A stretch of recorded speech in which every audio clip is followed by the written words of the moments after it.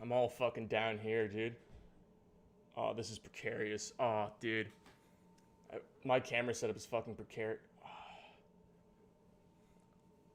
Yo, the thing is, man.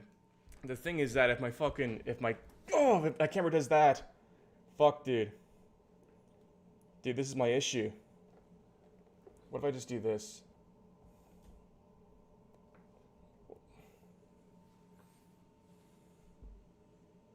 You know what? That feels safer. That feels much safer. Oh my god, man. Jesus Christ. Where the fuck is my... This. I need this book. Dude, my whole life is fucking precarious, man. I just live in fucking precarity. That, one of these. Oh, that's not bad. Okay, wait, here we go.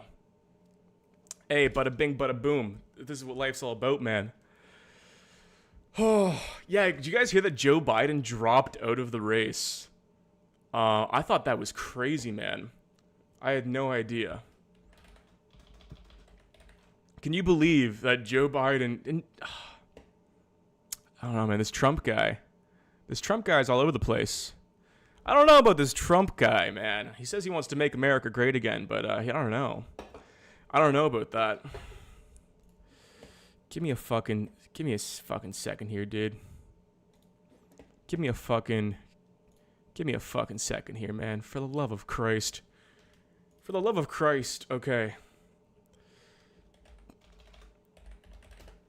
Donate here. Super chats equal gay.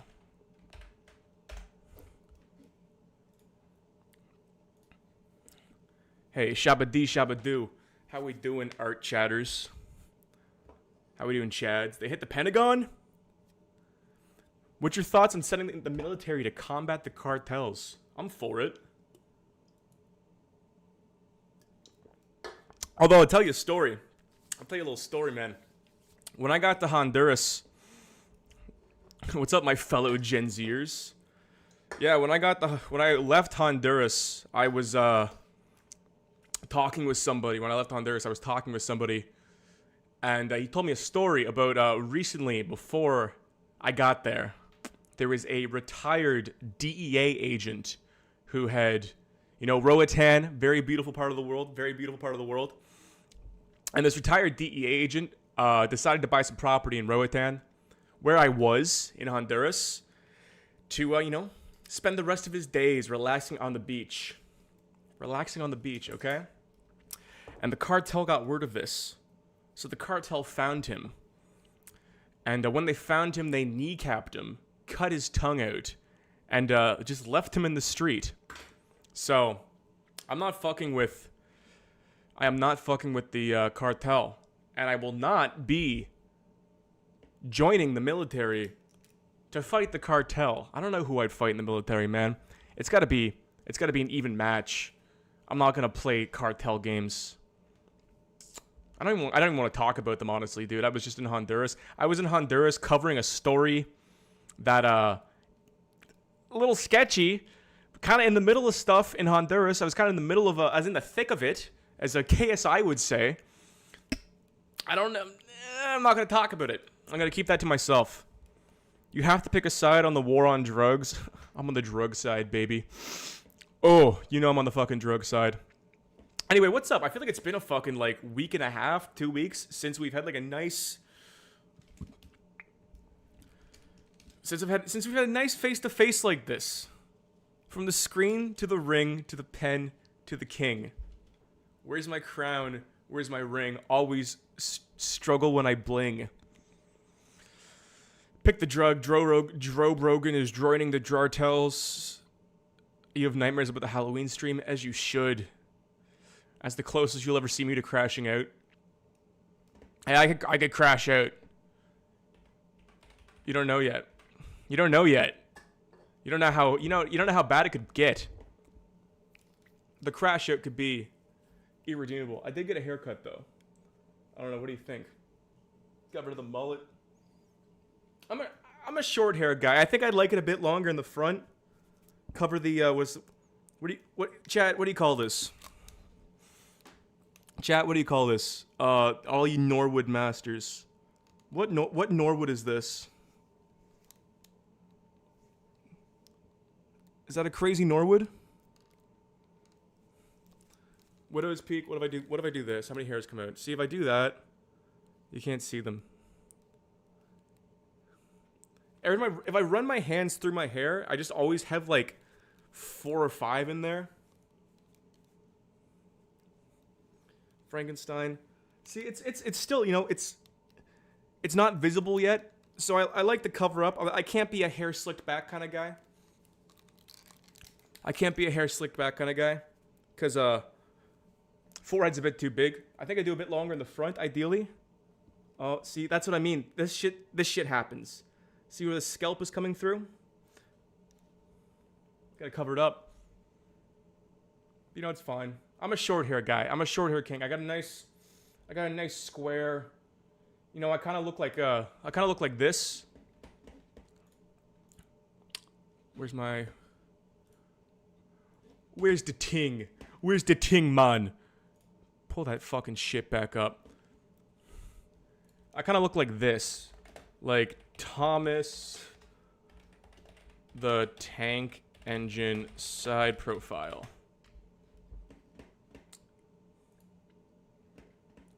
Yeah. See, like that? See that? Oh, you can't see it. There we go. Right above the Art Chad banner. See that? See that side profile? That's kind of what I got going on. Going bald at 20 is worse. Oh, I know. Oh, I know. Oh, I know. I would never go bald at 20. At least let me get jacked first, dude. At least let me get... I was looking at a guy in the gym today, man. Oh, my God, dude. He had a fucking... He's beefed up. He had a buzz cut. Like, you know, clearly couldn't grow his hair out. But, like... Clearly couldn't grow his hair out. Bit too thin. But the buzz cut made it look, like, nice. And he was jacked. Had some nice tattoos. And I'm like, fuck, that's a handsome man. You know, let me get there first. Let me get there first before I really start losing the hair. Although... It's a little, you know, it's a little thin. Little thin, but I can, you know, I can push it forward. It's not too bad. Oh, it will get worse though. This is the thing. This is the thing, is it gets worse. You lose your hair and you're like, oh, this is just what my hair looks like now. No, it's gonna keep getting worse. You're gonna keep going bald. Hair is just compensation for physical weakness. Yeah. We'll go hot bald guy. I need some cope here.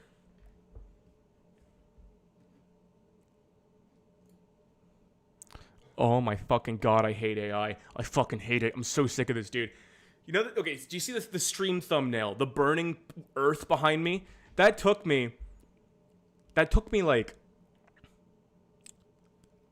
15 minutes to find, because if I look up burning earth on Google Images to get one, they're all fucking weird file formats that you can't copy, and they're also like AI, and it's like Adobe Premium AI images.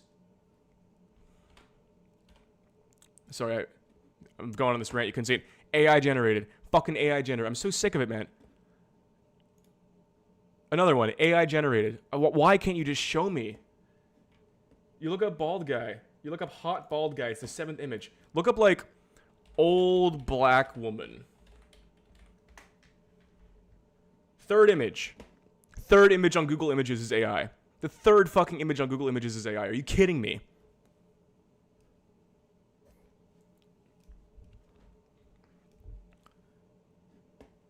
Third one. It's pathetic. It's pathetic. What is this world coming to? What is this world coming to? What if I look up tall man, anything like stock. Tall man with tattoos. Here we go. 2nd image is AI. 5th image is AI. AI. AI. They're all fucking AI. AI generated, man. Fuck me, dude. Is this it? Is this what we're doing now? What's up? Why would you want a real picture of a person or a thing when you Google it? Because it's like, if AI can replicate the image, I'd be okay with that. But they can't replicate the image. You can just look up anything. It's all AI, man. It's pathetic. Dead internet. AI should be illegal. Nah, no. I like that. The singularity is when at least the AI is passable, man. The singularity is when, like, I can look up Chinese baby. Oh, we're good here. Actually, no, we're good. We're good. These are all... Hey, these all look real. What about Japanese baby? Japanese baby. Yeah, fourth image. Fourth image is AI. Fifth image, that baby has fucking, look, it has fucking 6 fingers. Are you sucking my fucking cock right now? It's got 6 goddamn fingers. This is it? This is what the world's come to? The Chinese know. That, like, if I look up Korean baby, it's gonna be even more AI. No, Korea's good. Korea's no AI. China knows how to produce. Yeah, maybe the mega communists are onto something with the China love, man. The Chinese know. The Chinese made it. The Chinese went in. They said, "We're not gonna have AI babies show up when you Google AI baby." What about old Chinese woman? Oh, first one. The first one's AI with the old Chinese woman. The fifth one.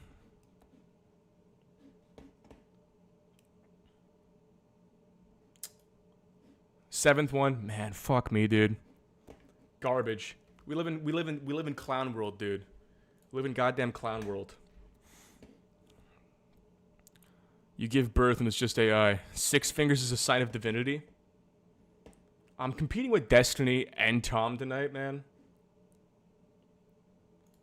What's Destiny streaming about now the election's over?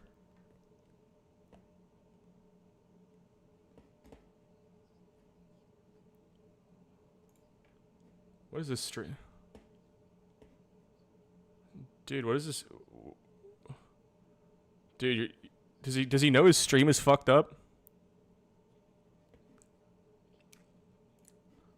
What's Tom on about?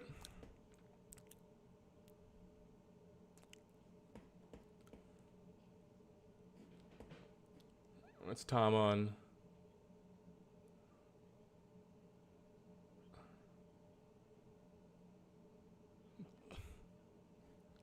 Talking to autistic people? Okay, cool. What do we got here? Comment on Trump winning. Someone just walked behind me. Yes, there is that black thing right there is a window covered up.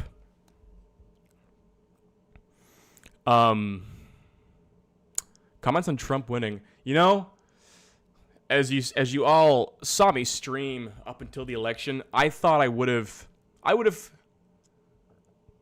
It was hard. You know, there's moments when I thought, like, especially after the debate, I was like, Kamala's got this in the fucking bag.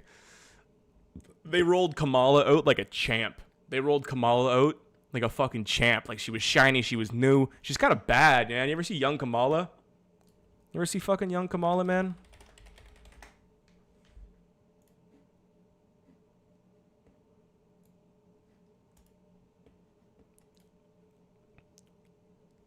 Come on, man. She got that look. She got that, like, artsy look about her. You know? She's a baddie. They rolled her out. She had that energy. She had that fire. And, you know, I think, look, at the end of the day, Sam Harris said this really, I think Sam Harris had a great kind of analysis on the debate, or not the debate, on the election.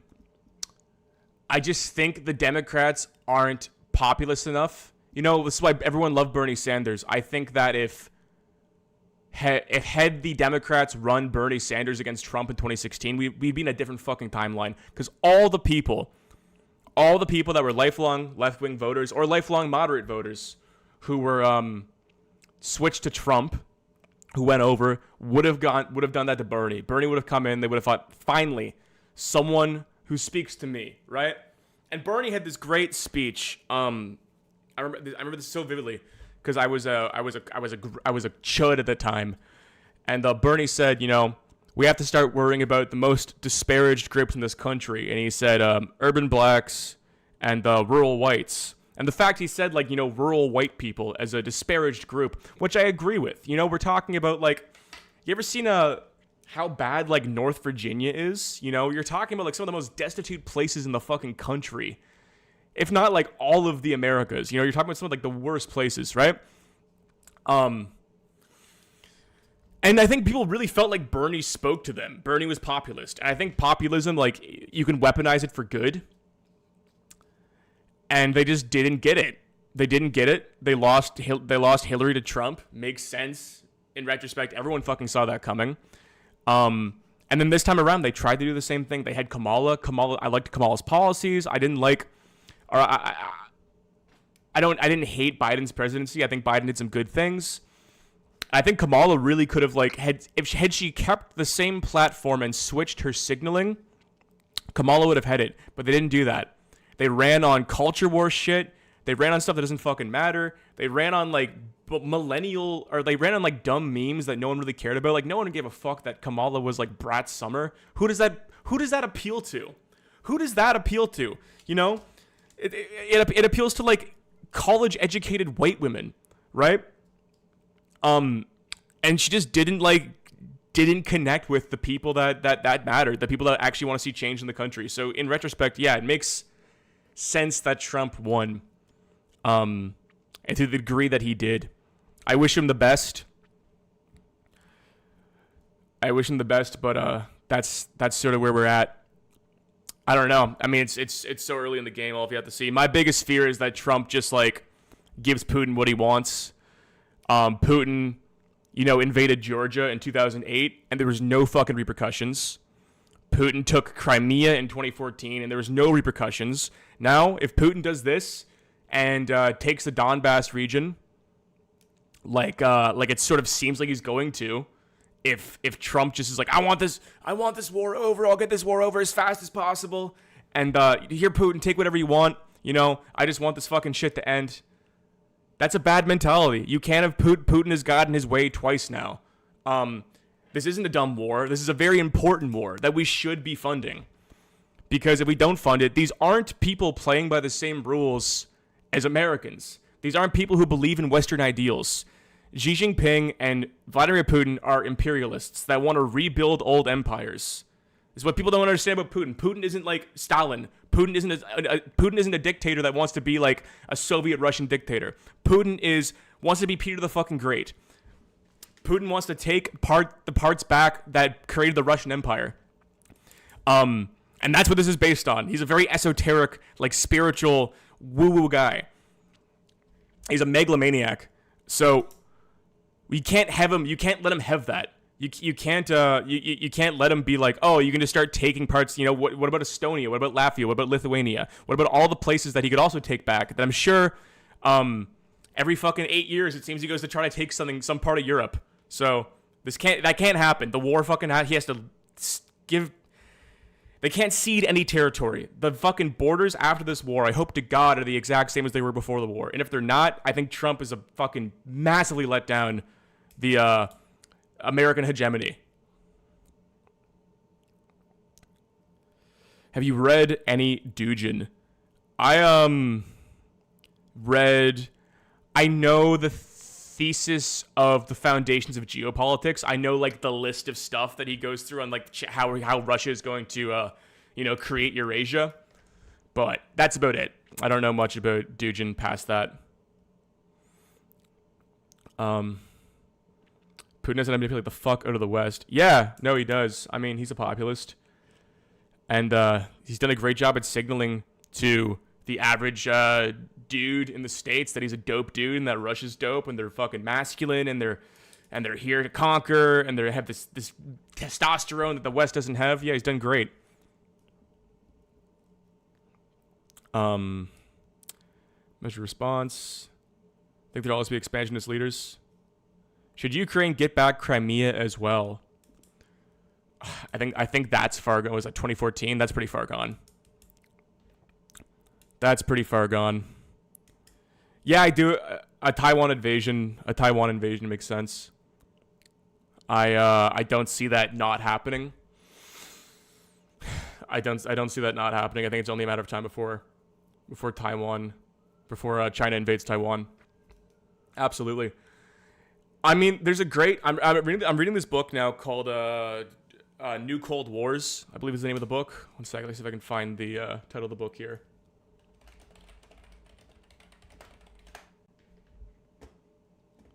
Yeah, this one right here. J.J. McCullough lent this to me.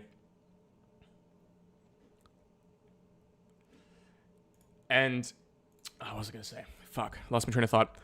New Cold Wars, Russia. No, there's this interesting. It's a speech that Putin gave at at a UN assembly, where NATO wasn't supposed to expand into Eastern Europe, and then NATO kept expanding, and he's like, originally, with Bush in like the early 2000s, Bush wanted to get Russia in NATO, right?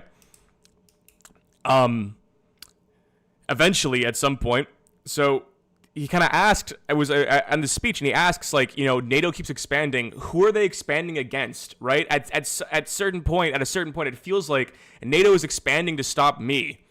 So either you're expanding for fun, or you're expanding eastward towards Russia for the sole reason of, like, challenging Russia. And he has a good point there as well, but I don't know. I think we're just back into a multipolar world. I think we're just back into a multipolar world for sure.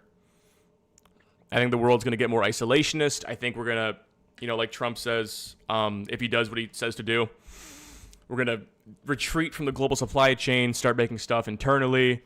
And then when we start making stuff internally, global order matters less to us.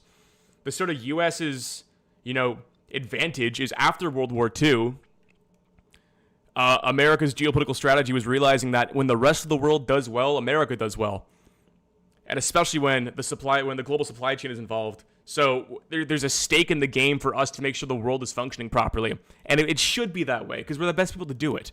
America should be the global hegemonic power. Okay? Absolutely. So for us to retreat away from the supply chain and start making like more and more things internally and start becoming more isolationist, not only does it not make economic sense, it also gives us less skin in the game to make sure the world runs properly and gives us no incentive to like maintain global order.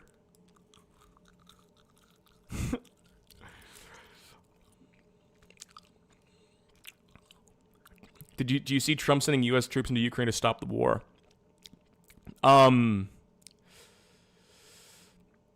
No. That'd be surprising. I'd be like baffled if he did that. Becomes end is nigh. Sandwich board. Screaming homeless man. City center quarter. No, that would never be me. I'm a low-key war hawk. I think if China invades Taiwan under Trump wouldn't go to war with China. I think Trump is trying. What was that? There was a semiconductor company based out of Texas that China bought. It was when China was buying like farmland close to U.S. military bases in like the late 2010s, early 2020s. And there was a huge semiconductor startup out of Austin, Texas that China bought. So I think if Trump has smart people on his team and he wants to go this isolationist route, I feel like China knows that we rely on Taiwan so much for chips, right? And it would be an advantage to, like, if they take the gamble, they invade Taiwan, the U.S. doesn't fight back, and then we take the L on the chips, That's a huge win for China. But you would have to take the gamble that we wouldn't fight back or that we wouldn't protect Taiwan. I could see China waiting until Trump, if he does what he says he's going to do, creates the chip industry within U.S. soil, and then once we're not reliant on Taiwanese chips anymore, they would take Taiwan.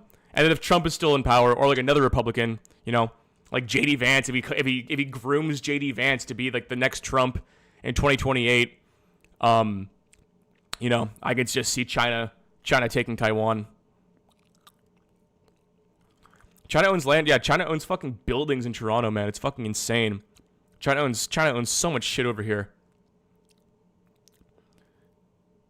I wish Texas Instruments made guitars and violins and shit. What, like Yamaha? Dude, I don't know Yamaha guitar. What's that like? Oh shit, guess we making this now. That meme? It's like Yamaha with their fucking what? Dirt bikes, pianos, and what's the other thing they make? Yamaha makes like 3 categories of items.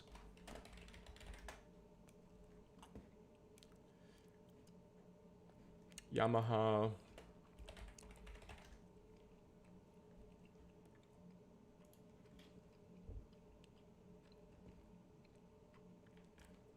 Instruments. Semiconductors. Organ. Amplifier.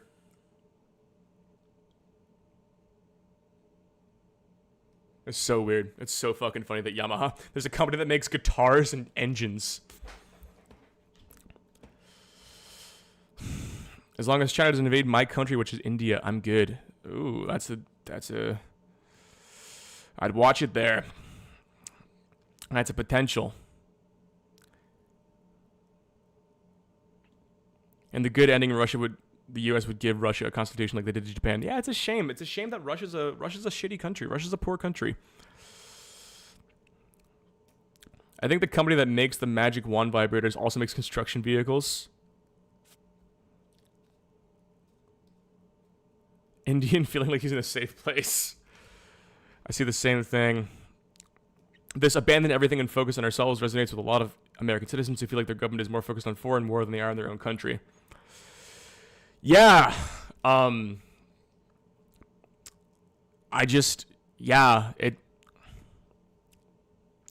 don't know what the balance is. I don't know what the balance is between foreign policy, and I just don't think people understand that global order hinges on U.S. involvement. This idea of like America, you know, Team America World Police, like this meme of like Americans having to insert themselves everywhere. Like that's for a good reason.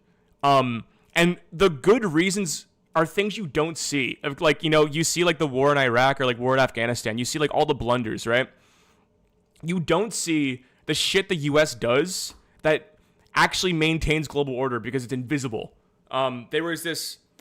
I'm going to fuck this story up, so forgive me, details sketchy. In the Gulf War, in the not the Gulf War. When was the Gulf War? I'm thinking of like an 80s,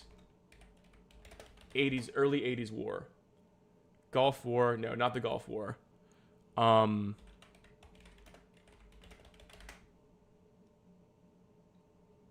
Gulf War. Middle East, 80s.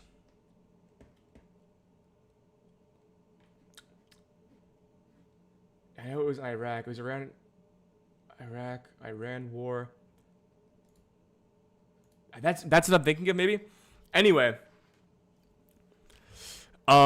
No, this is the thing. It's not even about democracy. It's not even about making other countries democratic. It's about literally saving the fucking world in silent ways. So in this, I think the Iran-Iraq war, maybe in the 80s, in the Persian Gulf, like one of the biggest shipping routes in the world, right? There had not been an attack on a container ship in, I believe, up until that point, attacks on container ships were like every 5 years, okay? So, insurance premiums got so... Is Suez Crisis? Yeah, okay, is the Suez Crisis, is that the war I'm thinking of? Suez Crisis. Suez Crisis, 80s, 56. No, it was in the late 70s. Middle East War, late 70s. Yom Kippur War? No, it wasn't that. Fuck. Anyway, regardless.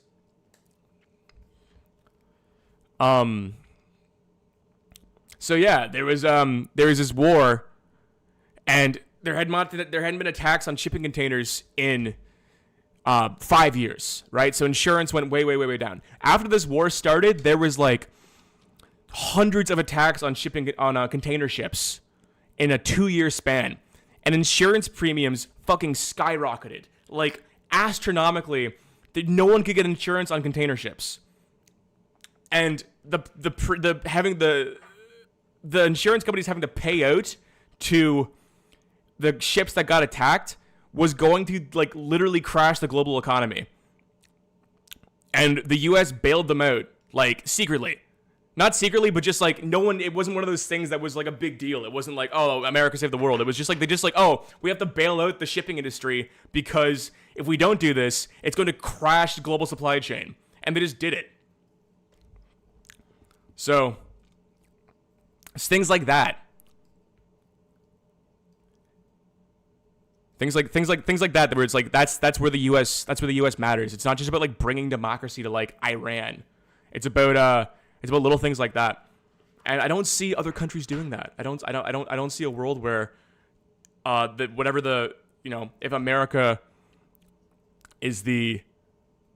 if America is usurped as the global hegemonic power and China or Russia takes hold, I don't see any other country having a stake in the game like we have had.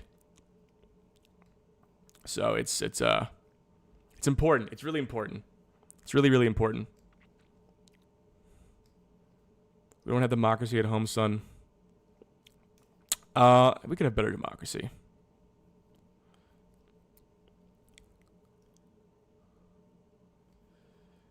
They could play by the U.S. rules. Would you do a quick 30-second jig if you won over $1 trillion? Yeah, I would do a jig for 100, dude. No, I would not. I wouldn't do a jig for 100.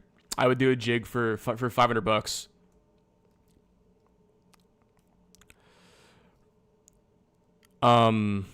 Russia, yeah, probably China. It seems like China's the most likely.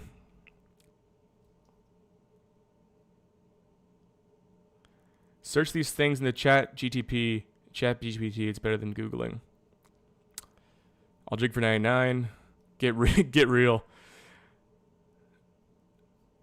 Trying to make sense. Yeah, how jiggy would it be? I would do a Flargenstau. I would do a full goddamn Flargenstau. What is that video called?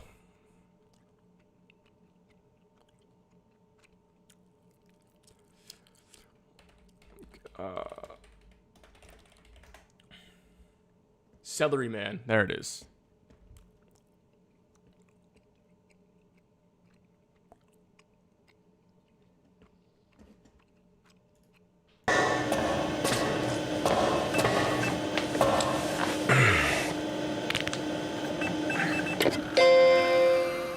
Good morning, Paul. What will your first sequence of the day be? Computer load up, Celery Man, please. Yes, Paul. You guys ever seen this? Paul Rudd.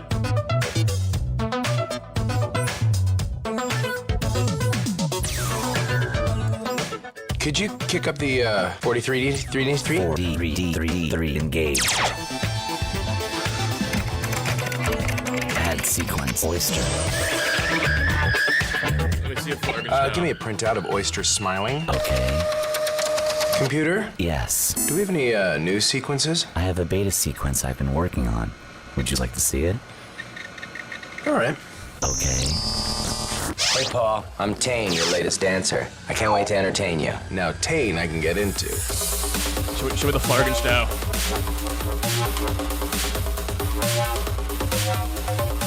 Could I see a hat wobble? Yes. And a flargon smell? Yes. There we go. That's what I'm talking about. Is there any way to generate a nude Tane? That's what I mean. One of these. Is there I would do one of those for 500 Flargon bucks. smell? Yes. Is 500 bucks right now. I really hate that Tim Heidecker is annoying now.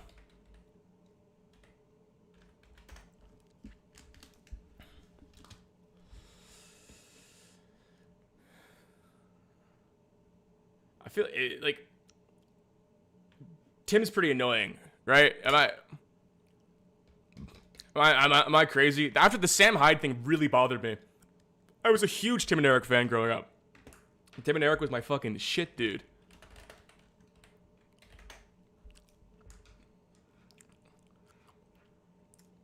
Watching it back, actually, all the pedophile jokes, a little weird. They had this weird obsession with like kids going through it, and like little boys. There was always these jokes. There's all these jokes by about little boys that drove me nuts. Sam Hyde is a pedophile. Yeah, how old was that girl? Was she 18? Sam Hyde PDF file.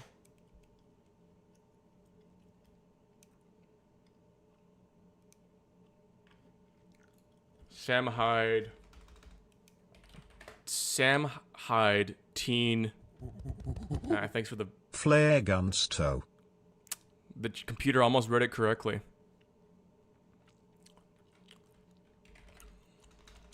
Sam Hyde. Sam Hyde. I don't know what to look up if I do this. What's up, DJ Cohen? Sam Hyde Markey. She was 17.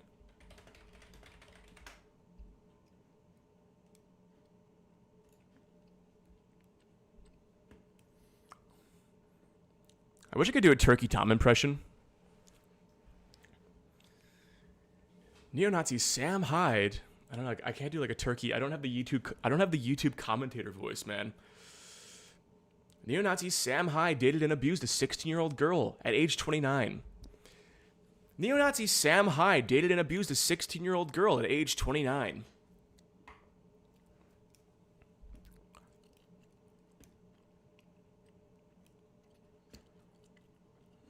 Shocker.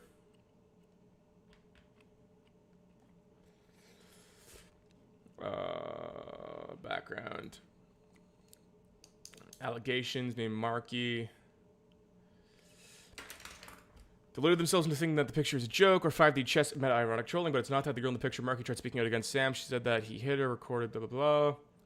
Stalked her friend among other things. She was called a whore, victim, blamed, and harassed into silence because she dared to speak out against Sam.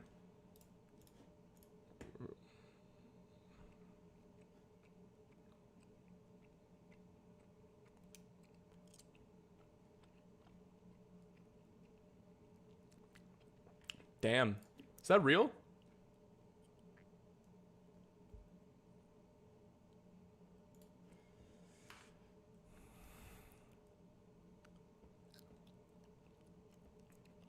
Sick kicks, he'd kill me.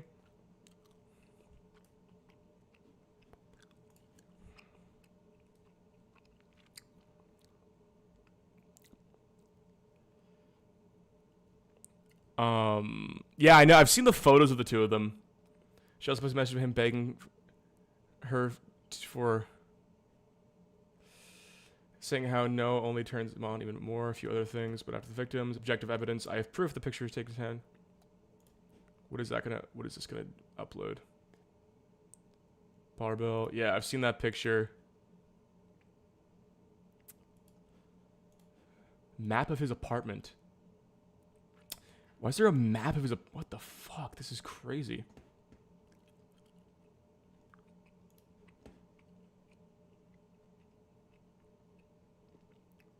Sam Hyde Markey the truth. Wow, he's really gotten fucking all in on this.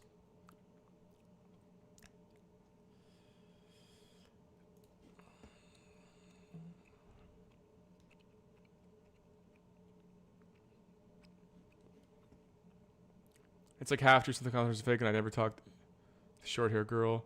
First one is a girl who got nosebleeds profusely. Second one is some chick who fucks YouTubers, and all I did was fuck her a bunch, then not call her Ooga Booga. Anyway, yeah, I'm sure Sam Hyde's not a nice person, though. I would not surprise me that Sam Hyde has skeletons in his closet.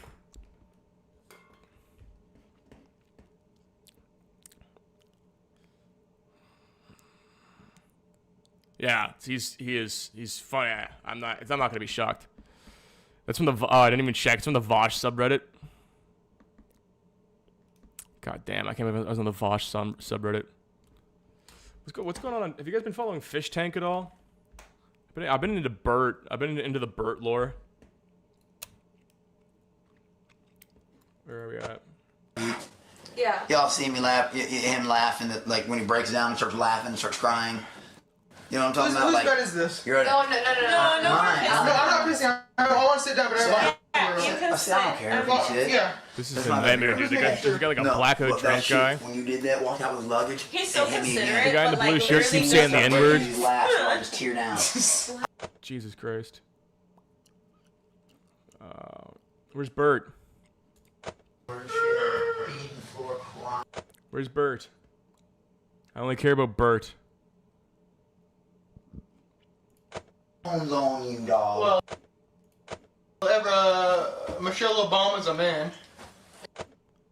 Jesus Christ. I can't even follow it. I watched the first one, but I couldn't, it's just too much of a commitment to keep up with.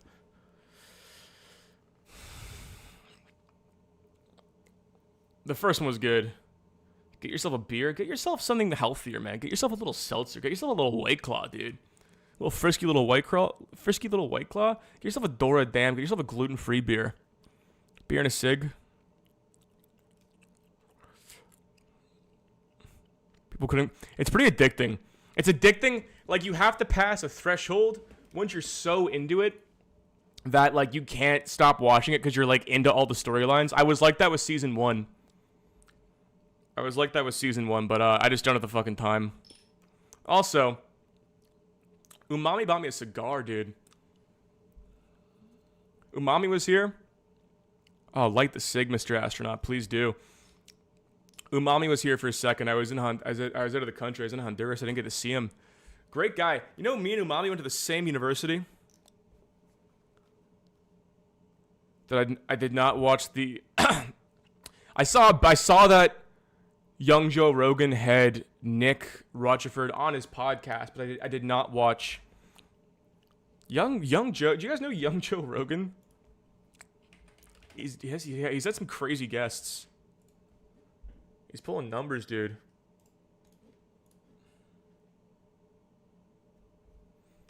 He's pulling numbers. Where's he at? 10K subs? He's doing okay.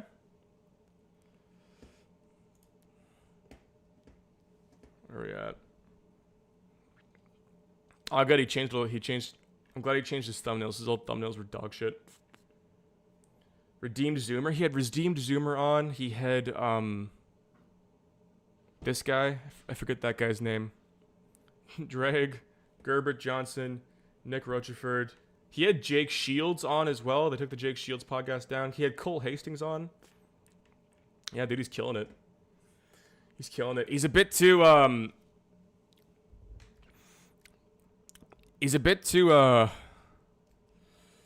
groipy for me.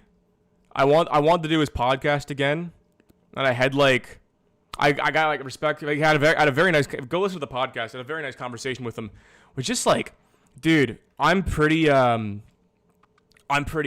Like, I'll deal with most people's politics. I don't mind. When you get into like the racial stuff and like race realism, I'm like, that's where I'm like, I can't, we don't really have a leg to stand on. I'm not going to debate somebody on it because it's like, if you've gotten yourself to the point where you're like a race realist, I just think like you've been consuming so much of the wrong literature and like cherry picking so many data points that a debate's not going to be effective about it. I like the guy. He's a very nice guy, but I just think like I don't want to go back on his podcast. It's one of those things I just don't want to be like associated with.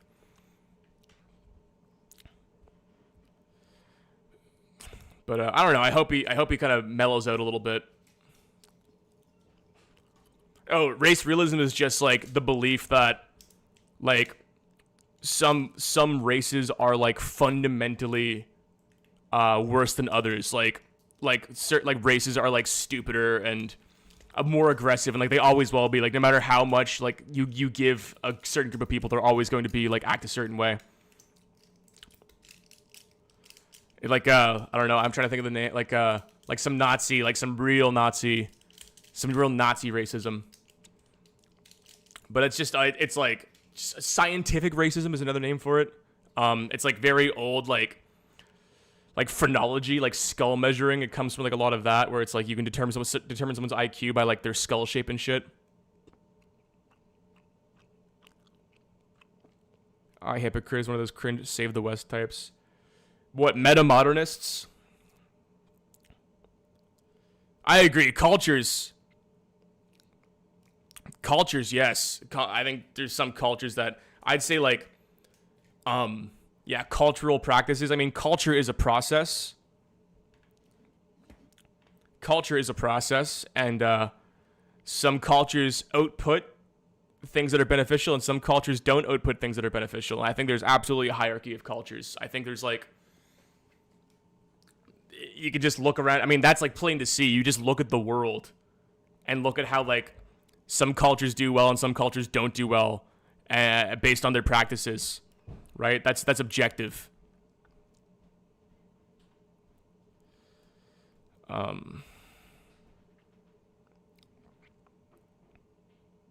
know it's quite. I mean, it's true though. It's like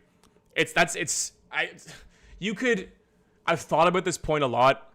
One of the people I was in Honduras with told me a great proverb. He said, "The truth is like a rock. You can polish it into a gem and give it to somebody, or you can throw it as hard as you can at their face." Right?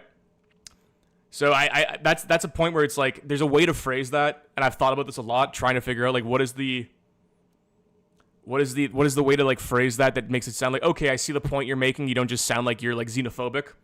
But it's hard to say, like, obviously some cultures do better than others, and based on the cultural practices.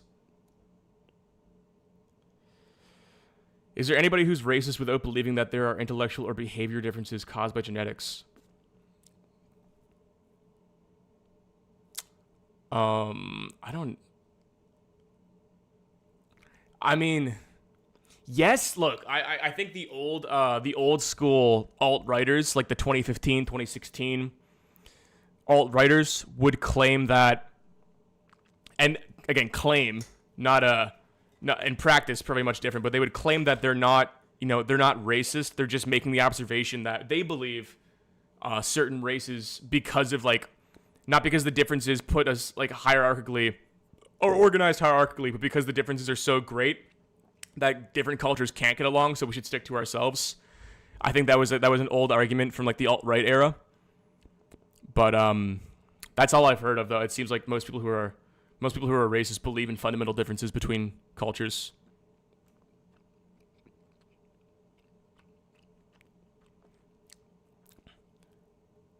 It's because Germany lost World War II. Jesus Christ. Internalized prejudice. Yeah. Some cultures just can't, bro. I mean, eventually people should assimilate as well as they can. I think if you took a fundamentalist Shia Muslim from the deserts of Iran and stuck them in downtown Toronto in one day, I'm sure they'd have a pretty rough time adjusting, and I'm sure our culture would have a rough time adjusting to them. But given the opportunity, maybe they have the incentive to assimilate. They have the incentive to economically prosper and become more Canadian. Then their kids have a much better chance. Most race realists that were popular rescinded their opinions because they're stupid.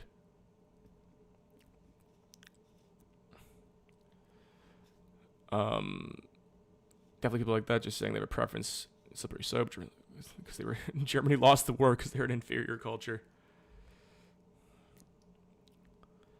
Cosmopolitanism does a good job of making cultural mixing and globalization not evil. True. Listen, pop music on the radio and traffic on the 401. Fuck yeah. I mean, look, ideally, like it's hard. You know, this sort of like end of history stuff, right? The end of history and The Last Man, Francis Fukuyama. I think we are, even if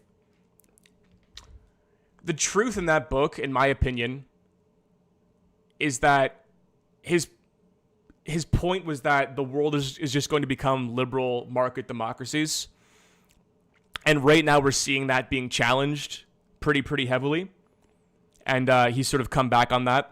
But I think the truth in that book is that we are just going to become a globalized, unless something fucking severely fucked up happens, we are becoming a globalized society and a cosmopolitan society. And that's sort of the world I want to live in.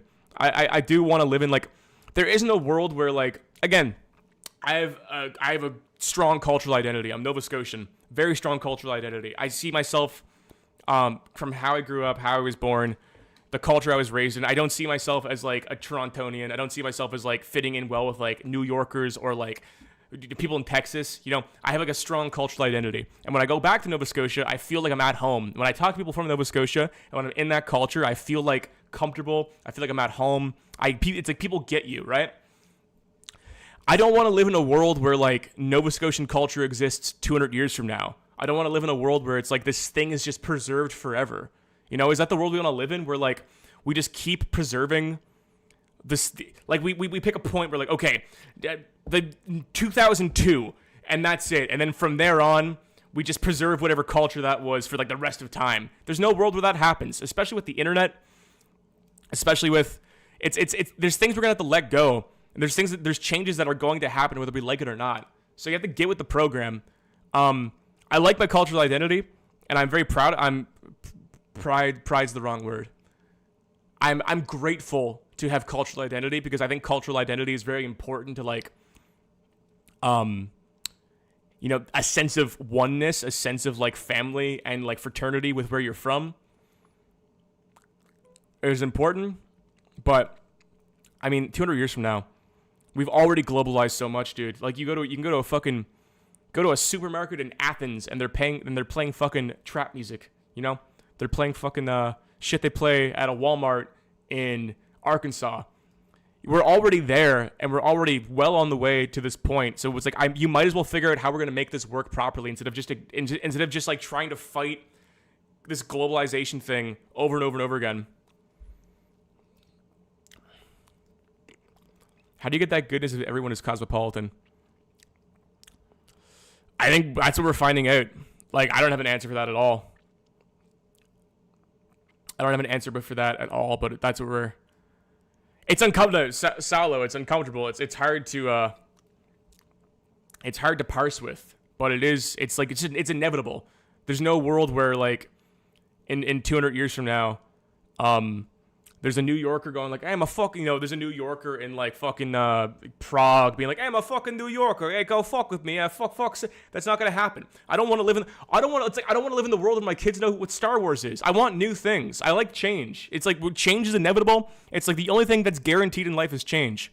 So it's a more useful strategy for your life and for your own morality and worldview to figure out how to go with change rather than fight it tooth and nail every step of the way, because it's going to happen anyway.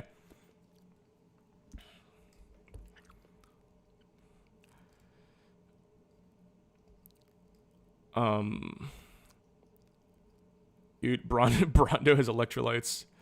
Yeah, we're all just, that movie's too accurate, dude.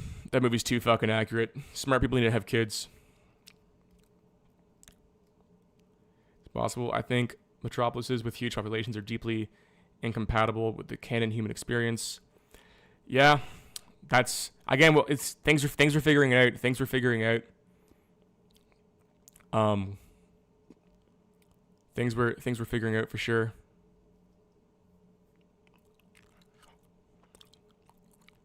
Idiocracy is eugenicist. Yeah, I think maybe unintentionally, but it definitely is eugenicist. Definitely is eugenicist. What else is going on the fucking internet? Change is definitely good. Wouldn't you rather Nova Scotian culture evolve into something new rather than morph into the same cosmopolitan culture of everywhere else? I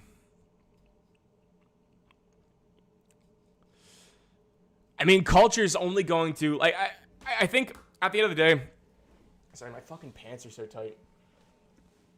Also, I'm feeling like kind of, nah, that's pretty, I'm pretty soft right now. I've been back in the gym recently, but I'm still pretty fucking, I lost so much strength. I lost so much fucking strength. It's so annoying, dude. I was trying to fucking curl 25s today, and I was like, my arms were giving out. I was so pissed off at myself. I lost so much fucking strength.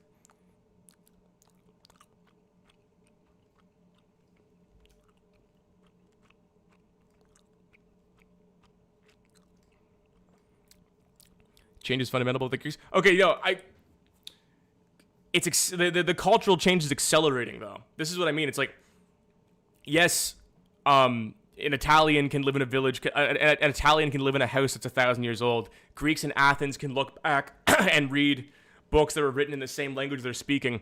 That makes sense because like we haven't had the tools we have now to accelerate culture, but culture is now now specifically is accelerating. It wasn't. But now, just with the internet, with global communication, now we're on the path that, like, this change is inevitable.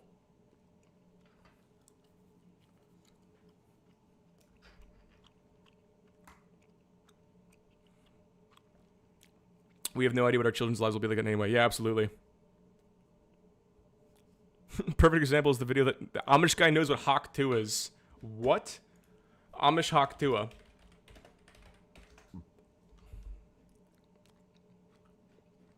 Why would it go? Why is the first video Family Guy Trump supporters? Family Guy, the mountain crushes a woman 2,000% slower. Why does it show me Family Guy clips?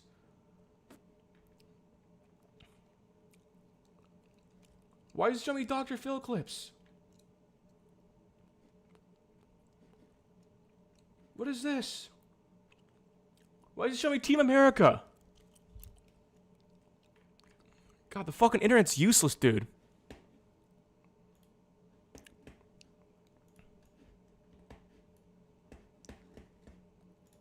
Do you know what Hawk Tuah is? What? You know what Hawk Tuah is? Sorry, once I got the Oh yeah, I heard about Yeah, you know? Yeah. That's fucking awesome, dude. I want the whole world to know what Hawk Tuah is. Hawk Tuah forever. Hawk Tuah for life.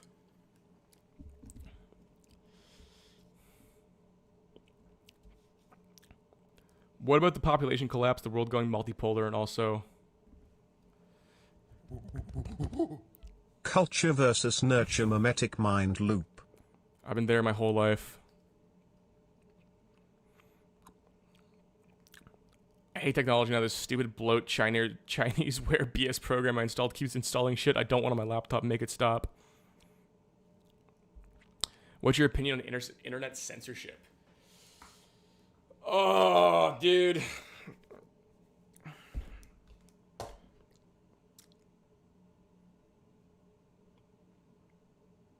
I believe in I'm anti-censorship. I believe in I'm a free speech absolutist.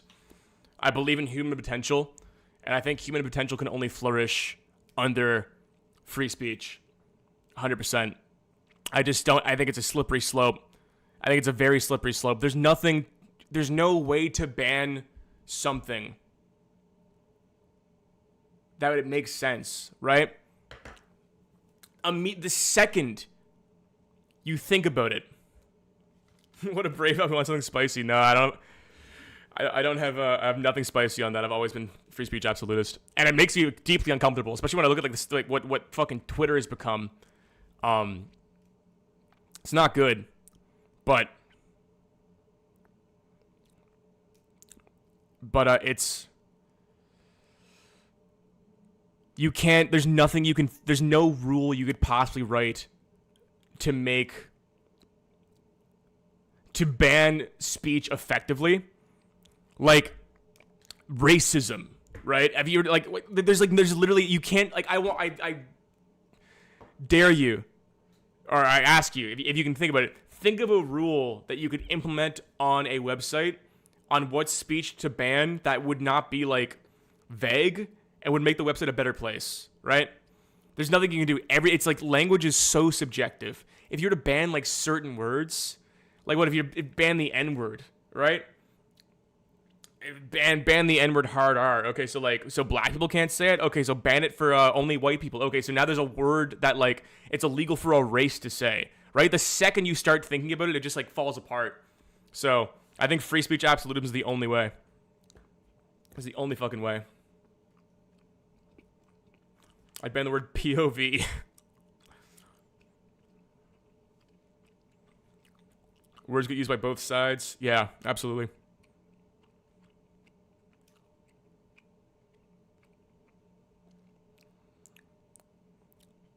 When you have radical free speech, you get fascism. It's the same with anarchism. The result of anarchism is tyranny. So basically, the more left-wing a society becomes, the more fascist it will be. Can I break that down in my head here? Radical free speech, you get fascism. Anarchy, tyranny, that makes sense. But it doesn't have to. I don't know. We're running like, what societies had free speech? Except for, and we barely, I mean, like, you can't utter threats. Like, if I threaten a person, I can get charged with things like, for things I've said, right? Like, we don't even have free speech. I guess America's the best example, but it's still the only society that's had free speech. No. Speech should have consequences, absolutely. But it's like social consequences, and we do good at policing social consequences. I don't think the state needs to step in because someone said a no-no word. I think like people do a great job of policing themselves when it comes to that. It's the same way. Thanks for the $2, Shadnix. Free speech only for me, $. Showdanks. Yeah, people do, like gossip, right? Gossip as a tool, gossip is like an evolutionary advantage. We demonize gossip, but we shouldn't demonize gossip because gossip is how society collectively decides what is acceptable and what's not acceptable, whether it's on a tribal level or whether it's on like a societal level, right? And that's sort of what like someone says something they're not supposed to say. We gossip about it, and it's how we sort of like collectively figure out what our morality is at the time moving forward. Like free speech and gossip and policing ourselves is a process that unfolds constantly. So I think we do a good job. Sometimes there's folly, It sucks that like I think we're post cancel culture, or like cancel culture is dying, but like at the peak of cancel culture was insane. That was ridiculous. But again, that wasn't on a societal level. That was in certain institutions. So societally, I think we do a great job of policing our speech.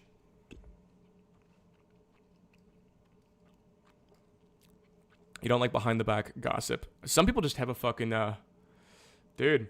You ever have a person like that at your workplace? Look, I'm a fucking dude. I'm as forgiving as I can be, and I'm as open as I can be. But like, I got a social Darwinist bone in me, man. You ever get a guy at your workplace? Who just doesn't fit in, and just what is that? Why is my hair fucking split there? You ever get a guy at your workplace who just doesn't fit in? And like no matter what he says or does, everyone's just annoyed with him all the time. I've had people like that. Anybody who's worked in the fucking restaurant industry, anybody who's worked in the fucking bar or restaurant industry knows this intuitively. The amount of people I've seen in, and you can figure this out like day fucking one, dude. You're on the floor. It's a busy night. There's a new server, there's a new bartender, there's a new like support staff. You'll know in 2 seconds if they're gonna get fucking leave a week later or not. Because if it doesn't click, it's over. Like it's gotta click, and sometimes people just don't click. I've had people like that too. I've been part of that. We've had people come into like at a restaurant I used to work at. A guy would come in and we would just be like, no, that guy's not it. And it's like everything they would do would just be like, that guy's a fucking idiot. He fucked it up. Look how fucking stupid he is. Look how bad he's fucking it up. Week later, he'd quit. He never gets fired too. He quits because it's like you get ostracized out of the fucking company. That's exactly how it goes.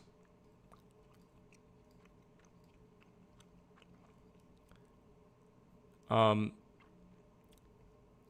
yeah, it's tough fucking world. It's the way it goes. It's sad, but it's just the way the road, man. Way of the road. Way of the fucking road. It's the way things happen. I've not seen the original Tron movie.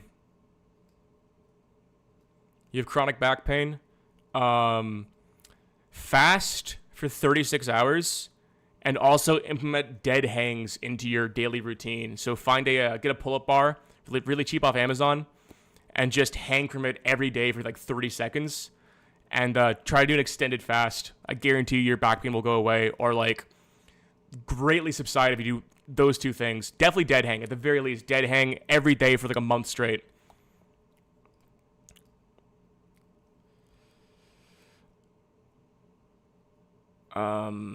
Dead hangs the way. I've been in that spot for a year. I was stuck at a host at a freaking Ruby Tuesday. Never got promoted. The only guy who stuck their neck out for me was the GM, and he left, so I silent quit the next day. Yeah.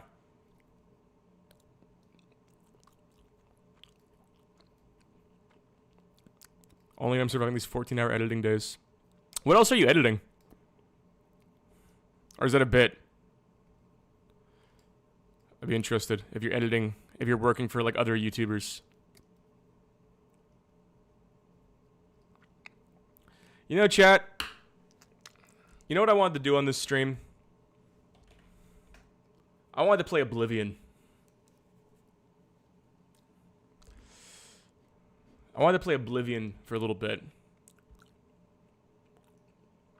Ton of animation efficiency. Oh, nice. Yeah, dude, your animations are fucking sick. Everyone go, hey, DJ, put your IG in the chat. Put your IG and put a link to your IG in the chat. Go look at his fucking animations, dude. This guy's fucking shit's so sick. He was he's the my clips editor, and I was like, yeah, go follow him, man. His shit's so fucking good. Library. Do I have Oblivion downloaded? That's the question. Do I have to download Oblivion? Where's Oblivion? Banana Blender, Fallout 4, Halo. What? Where's Oblivion? That to buy Oblivion? Oh. I thought I had Oblivion downloaded. Slimer. Fuck, dude. Come on. Fuck me.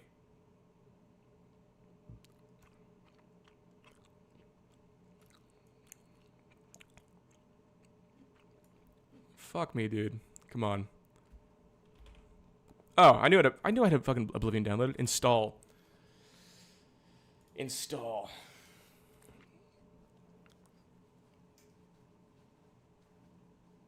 Let me stream here. You, me, and Skyrim together. Skyrim together, dude. That would have been my fucking dream when I was 13. Let me just destroy my stream quality as I download a video game while streaming to the internet at the same time.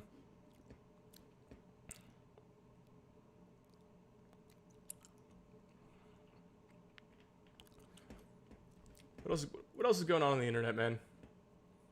What's up with YouTube right now? What's the deal? What's the dealio?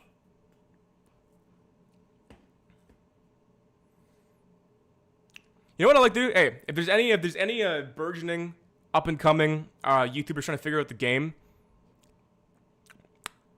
Oh, my video's going. Dude, my fucking last video. Hated making that. Yeah, no, your stream is lagging.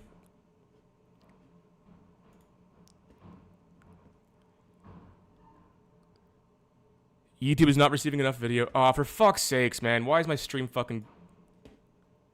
Why is that happening? Give me a second here. Why is my shit so fucking laggy?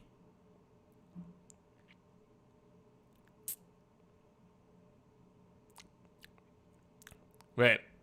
Am I back?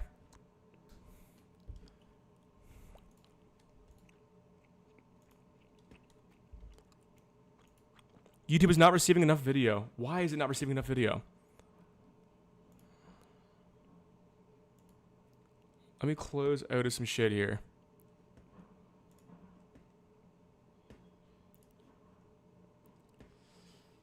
OBS. Stream health. Why is my stream health so low? Viewers will experience buffering. That makes no sense.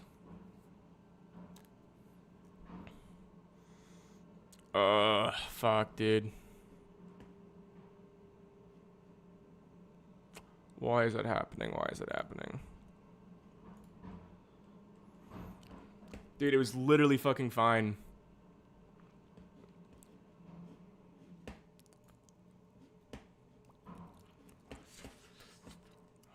It was literally fine. Okay, give me 1 second.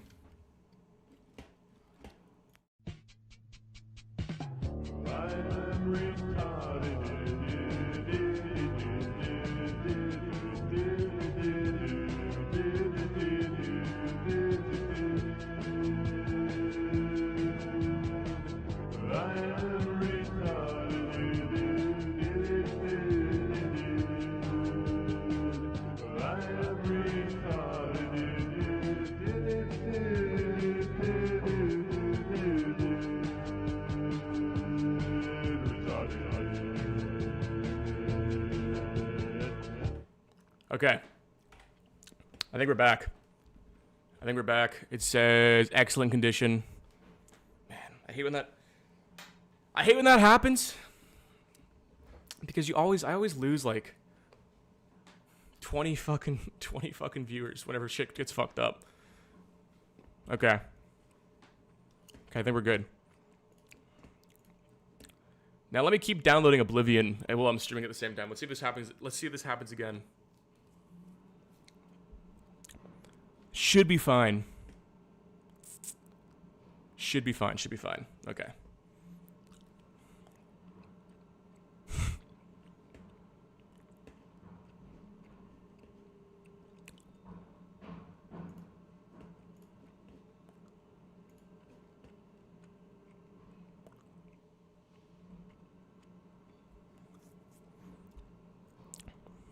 Okay. God damn it. Okay, no Oblivion. No Oblivion, the world doesn't want it.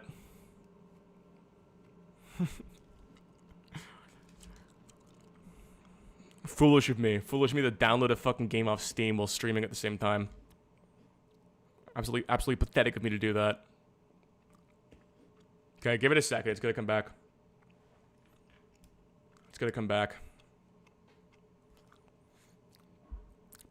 80. We had good internet.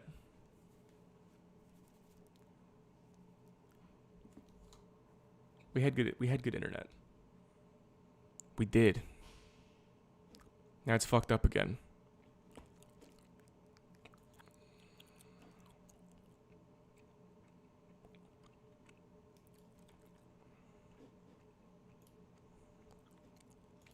Poor stream is healthy.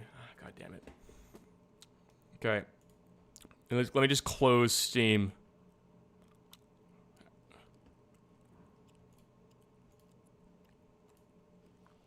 Analytics.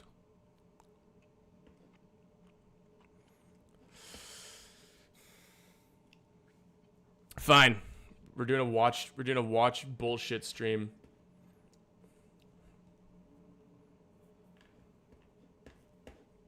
I could do some GeoGuessr actually.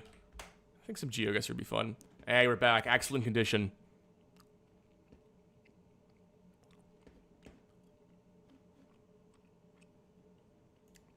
We're fucking back, dude. Back to,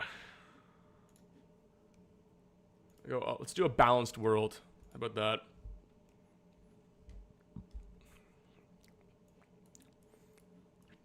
Ooh. I haven't played GeoGuessr in so long. Fuck, I'm gonna be so lusty. I'm gonna be so rusty.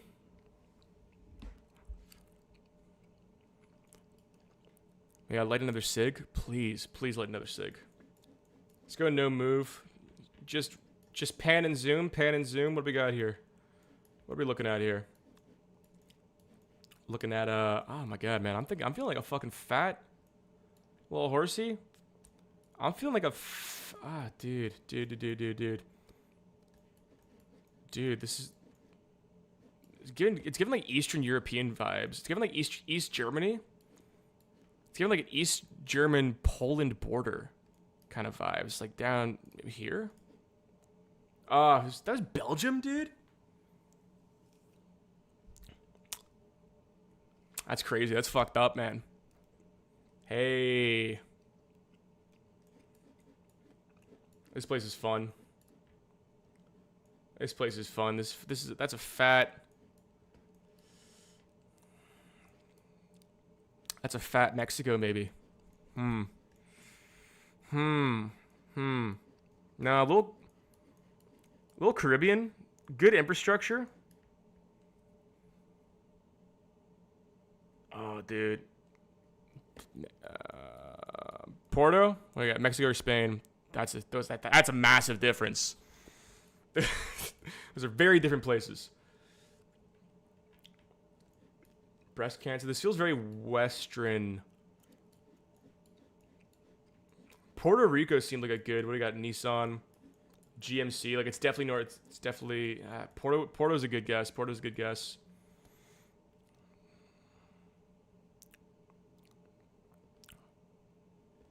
U.S. No, dude, it's not the U.S. It just feels tropical. Let's go Puerto Rico. Puerto Rico.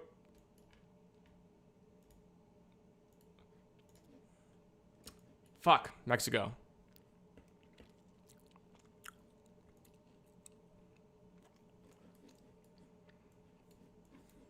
Fuck me, bro. I don't know, Wales? Oh. Poland. Valheim is like negative space of architecture.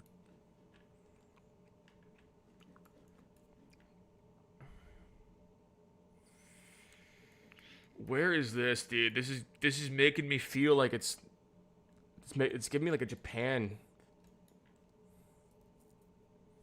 It's giving me like a South Korea. It's giving me like a fat fucking South Korea. No, dude, it's gotta be Japan. That's gotta be fucking Japan. Ugh! I knew that would happen. Fuck me, dude.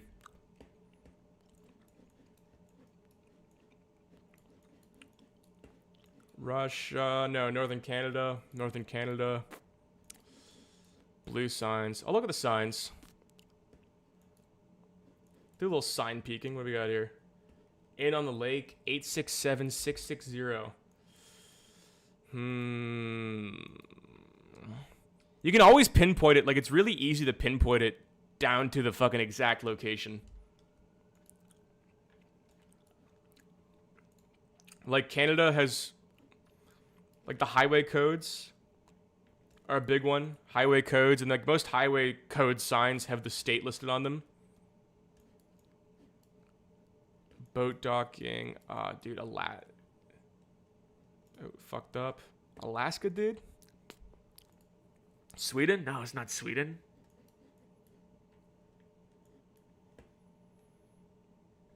It's gotta be Alaska. It's gotta be Alaska. Let's just fucking toss her here. Ooh, fuck, it was not Alaska. It was Yukon. Dude, I could play a fucking better game than that.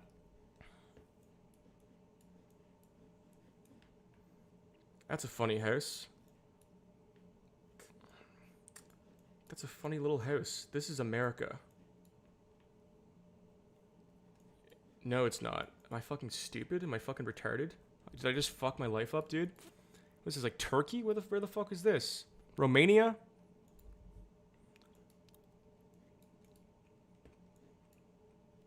Oh, that's gotta be Romania, dude. Look at that fucking fire log stack, man. Hot damn.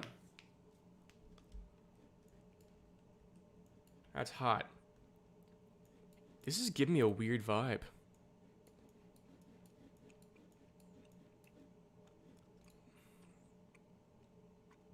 Ooh, Cyrillic. What? It's gotta be North Mass. Down here next to this lake? Are you sucking my fucking cock right now? Is fucking St. Petersburg? Fuck, man. Whoa. Oh man, this is why I love this game, because you just get shit like this. You get like shit. I would never look at this on Google Maps. Ever.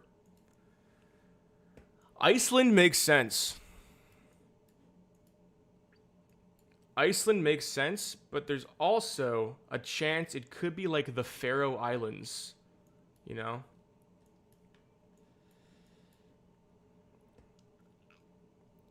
There's an interesting little map.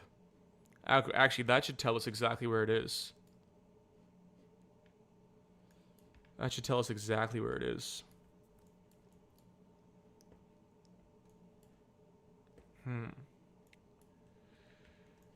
What's that? There's a weird island. I don't know, dude. This could be like Faroe. This could be Faroe, or it could be...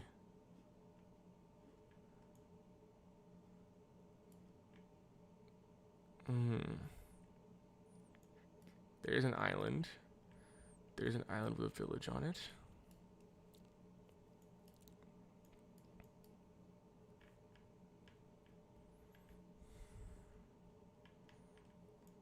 Faroe. What if it's Faroe? But what if it was Faroe? But what if it was Faroe? You know, you never know. Dude, there's literally a map right there, man. Come on. There's a map. There's a map. Southeast.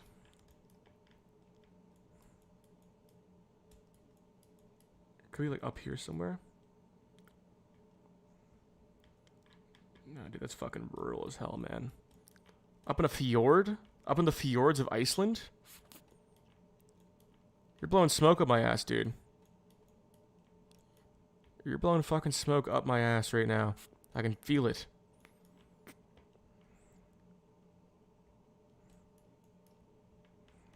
I can literally feel it, dude. You're blowing smoke up my ass.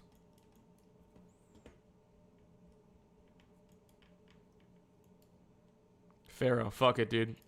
Faroe Islands. Run it. Oh, hell yeah, dude.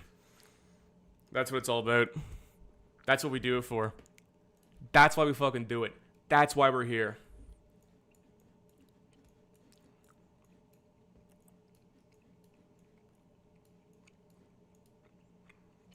Now we're here. That's gotta be... Man, this is beautiful.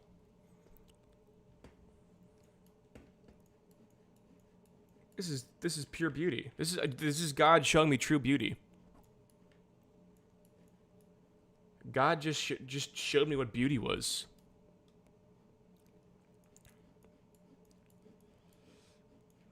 Wow, man. I had no idea. It's pretty Balkan looking, but I think I'm gonna go Turkey. I think I'm gonna go Turkey. I'm gonna go like over here. Fuck, are you fucking kidding me? Bro, man.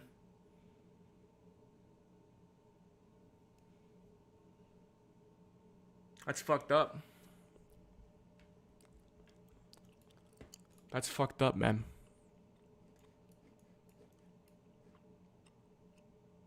That's so fucked up. Fuck, dude.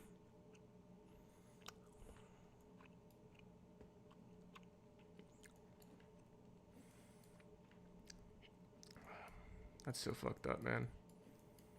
Which way is traffic going? Traffic's driving on the right side.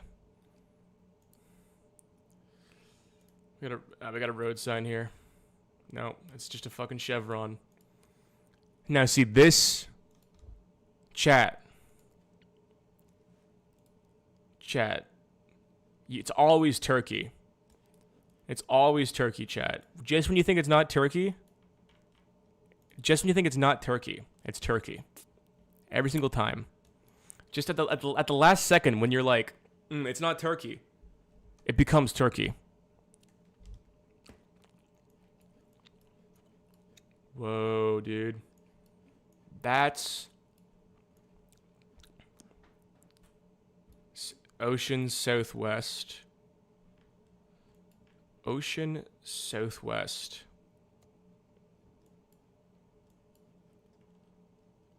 Ocean Southwest. Maybe like here?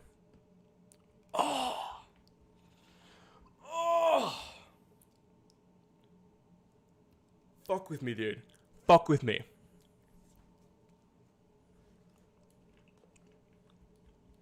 Fuck with me.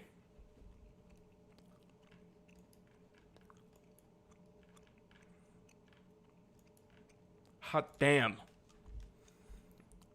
Dude, we would have 20K'd if it wasn't for those fucking awful guesses. Holy fuck. Holy shit.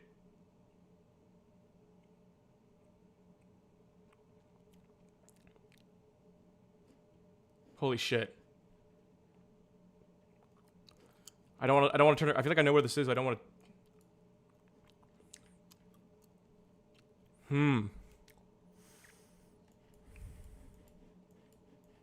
South, west, church, parking.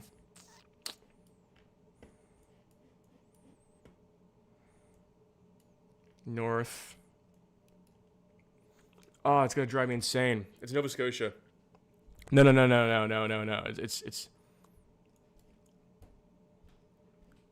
Ocean Southeast.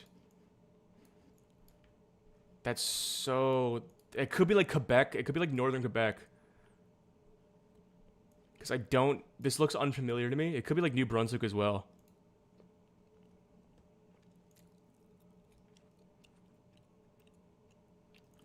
I just need to see... Yeah, I knew it was fucking Quebec. I knew it was Quebec. I knew it was Quebec, but where?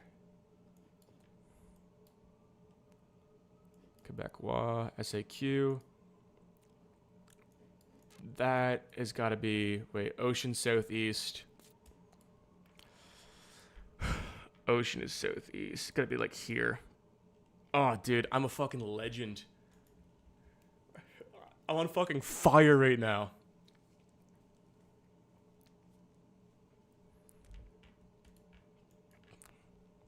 Man, come on. Come on, dude.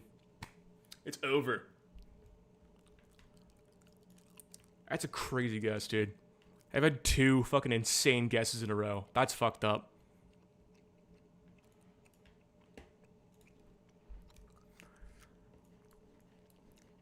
And then they're gonna drop me in the fucking jungle.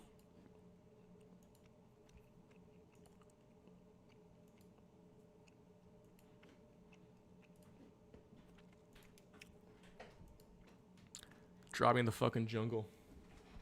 What's up, Drug? What's up, Joka? What's up, my Joka?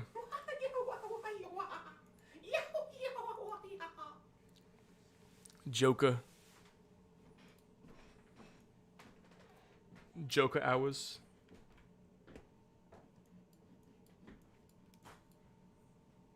Now Chloe's here. Chloe's here. Hello, Chloe. Or should I say, Chloe. Is Chloe undoxed? No, Chloe's definitely doxed. As my brother.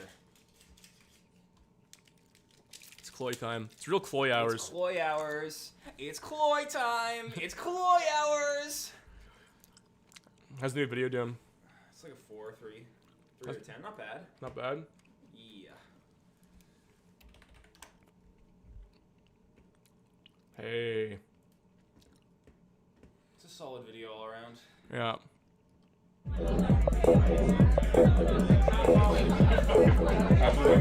That's awesome. Oh, shit. What? We almost blew Chloe's cover.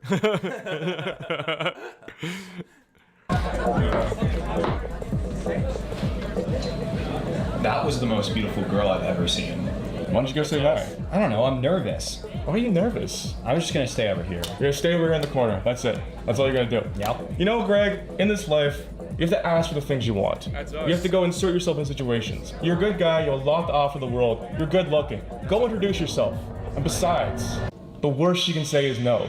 You know what? You're right. Yeah, so the J-Rig situation is pretty crazy. There's a 12-page Google document that details exactly how he harassed this woman, and now many other women are coming forward with similar experiences, calling him creepy and weird. Normally, I would never agree with someone like Turkey Tom, but in this case, I do think Dreg should probably be... My plan for this video is to be like a year-long project of a year-long project of collecting people. Like every single person that comes by the studio. I have 2 regrets, Greg. Okay, let's hear I have 2 regrets.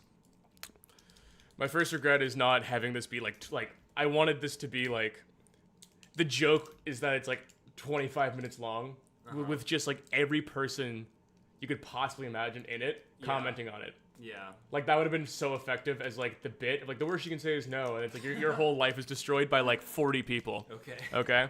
Something horrific happens when you take some like quick idea that I have and then feed it to Brogan, and Brogan starts going fucking insano mode and like adding like 30 steps to it. Yeah. Okay, what's your second regret? My second regret is like not having it slowly turn into like a episodic like hellish nightmare.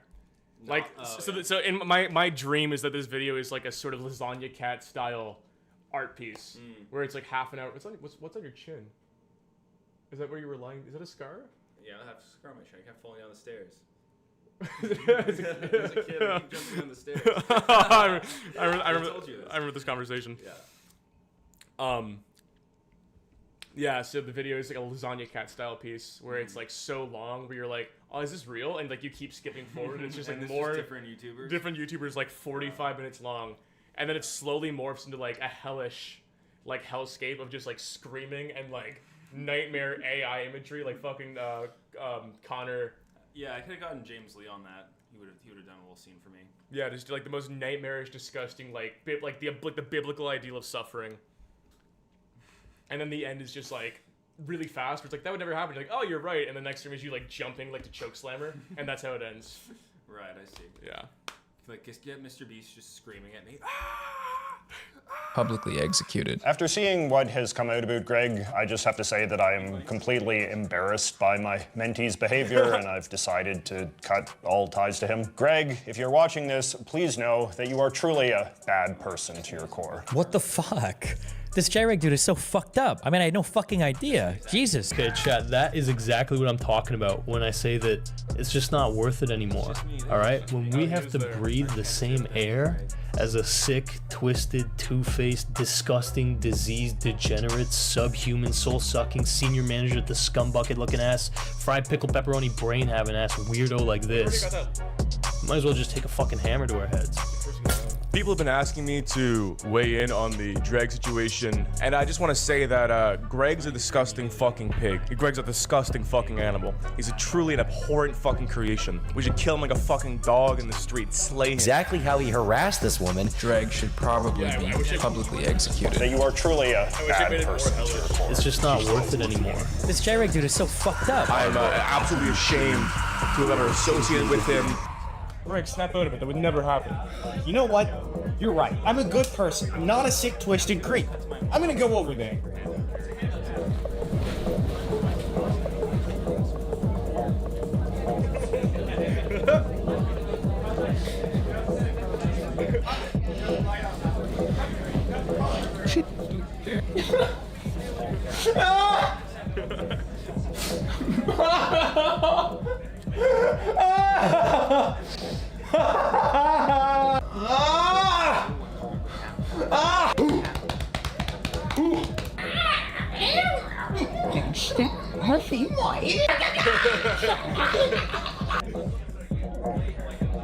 Greg. Greg. Jew! Jew!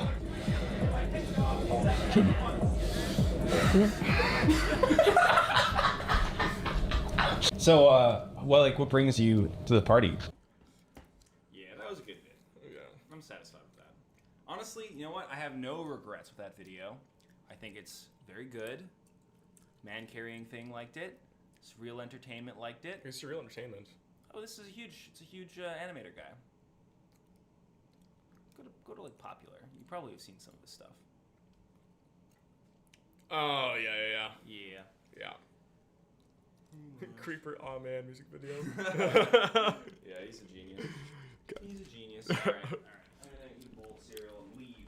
Hell yeah, brother. Do that shit. I will. I shall. Do that shit. Back to the woods. Back to the fucking Brazilian jungle, dude. That's a fat Brazil. It was fucking Peru, dude. That is a fat... That looks like a fucking fat Japan, man. That could be Balkan. Oh, man, no, it's fucking... It's somewhere fucking wacky and kooky. It's somewhere wacky and kooky, guys. I don't know where this is, but it's somewhere wacky and kooky. What do we got here? Guys... This is somewhere fucked up.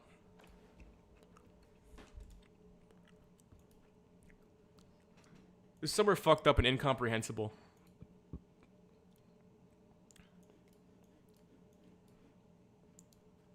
What am I looking at right now?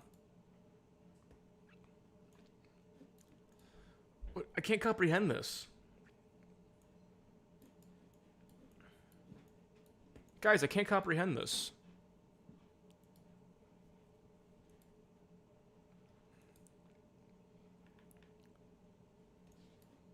I don't know what's going on.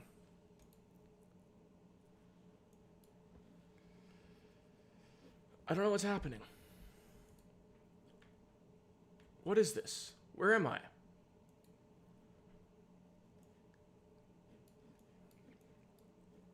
What? No. What is this?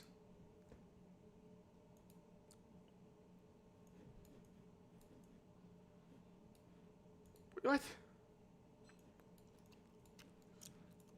No. Bro, it's gonna be fucking, dude. Toss your fucking fat Santiago. Ah, it was Bogota.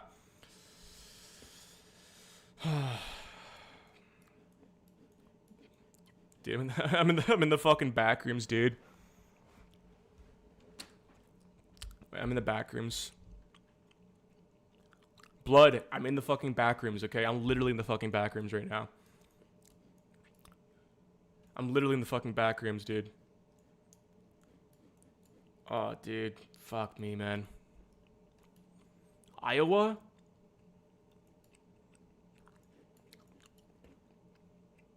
Wolffucker Drive? Who would name a street Wolffucker Drive? What kind of furry ass is this, man?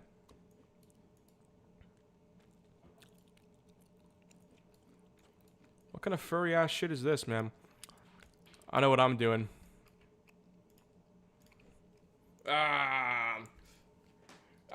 Bumbaclot. Bumbaclot, man. Bada bing, bada boom. Hey, it's fucking black people. Hey, it's a couple of black people in fucking what we got here? English? What we got here? South Africa? No. What we got here?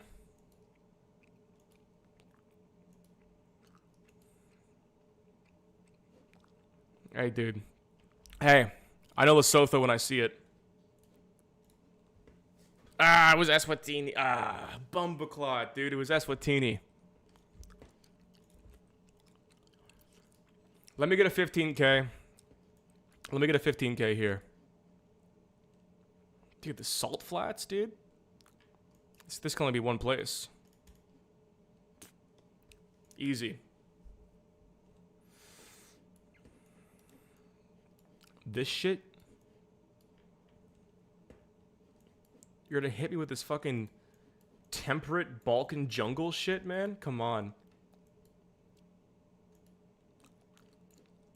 I know.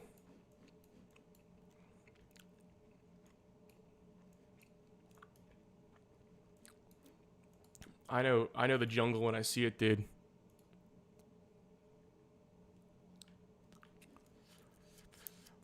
I know the jungle when I see it, man.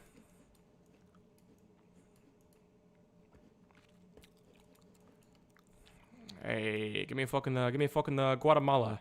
Hey, give me a fucking Guatemala. Ah! Bumbleclot.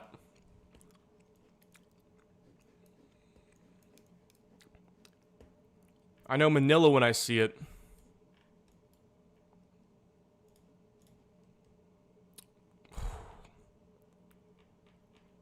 Oh. Oh, baby. Oh, baby, you know what's up. I know Manila when I see it.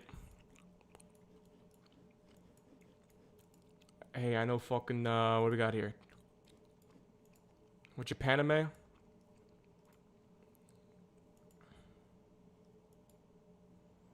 Hey, it's wet down here. It's the wet season. Everyone knows the fucking, wet season, man. Get real. Get real, man. Everyone knows when the fucking wet season is.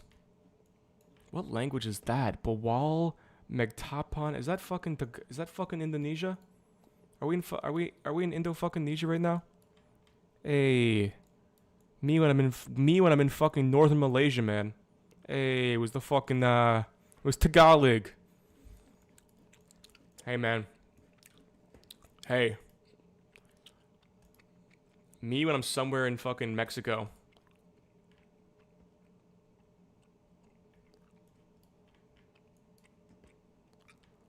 Where's Cordoba? Me when I'm in Argentina.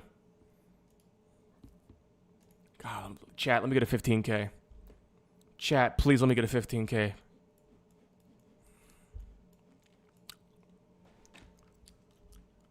Literally Canada? Yeah, dude. For sure. Parkshin? Bro, I know fucking Germany when I see it, dude. I know, somewhere in the good side of Germany. Hey. Watching you from Cordoba right now. Hey, fuck yeah, brother. That's awesome. I love an Argentine viewer.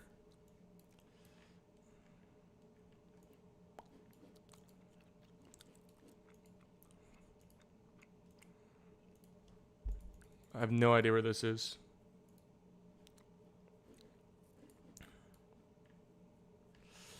I think it's not what I think it is, though.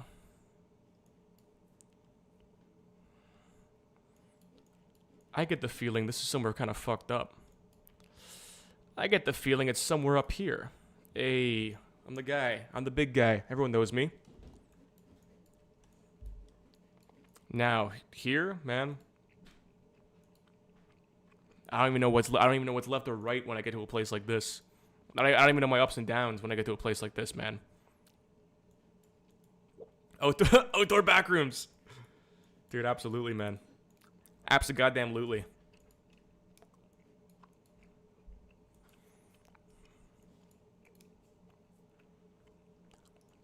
Abso-goddamn-lutely, man. I don't know what's left from center from right.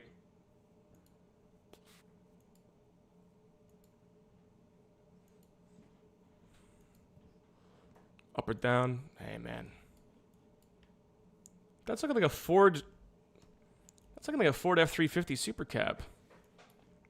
I got a feeling this is somewhere wacky. It's looking it's gonna be like an American vibe now. Avalanche area. What? What in God's green earth? Where are we? Where the heck are we? Oh my God. An op. Bros ops are here.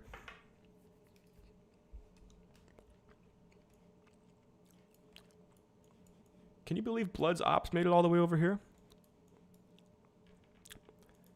I agree. Chat, I agree. It's gonna be a fat Alaska. Hey, I'm the guy. Now this is beautiful. Now this is true beauty. Guys, I just discovered true beauty.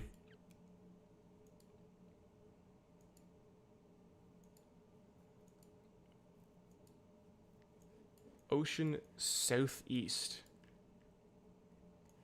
Guys, I think I just discovered true beauty.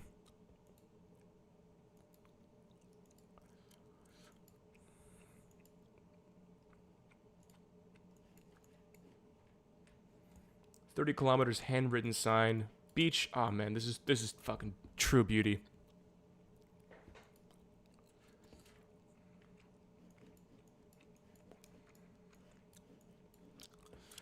The white sandy beaches of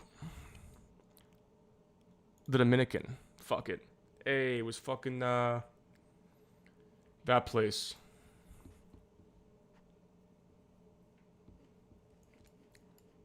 Now this I can get into. Now this 15? Oh, we're good. Okay. Back to yapping. Give me some political hot takes. Give me some crazy stuff. Back to yapping and looking at stuff, guys. I lost half my viewers playing GeoGuessr. Trump is bad? Yeah, fuck him.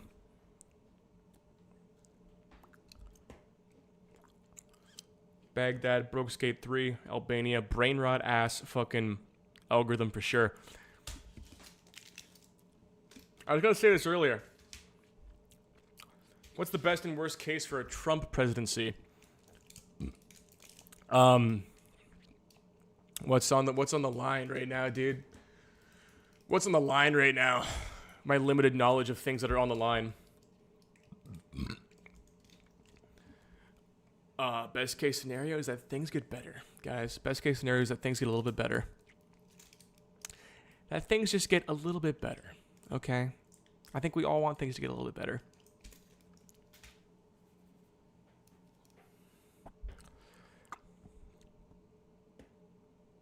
Oh, I was gonna say this earlier.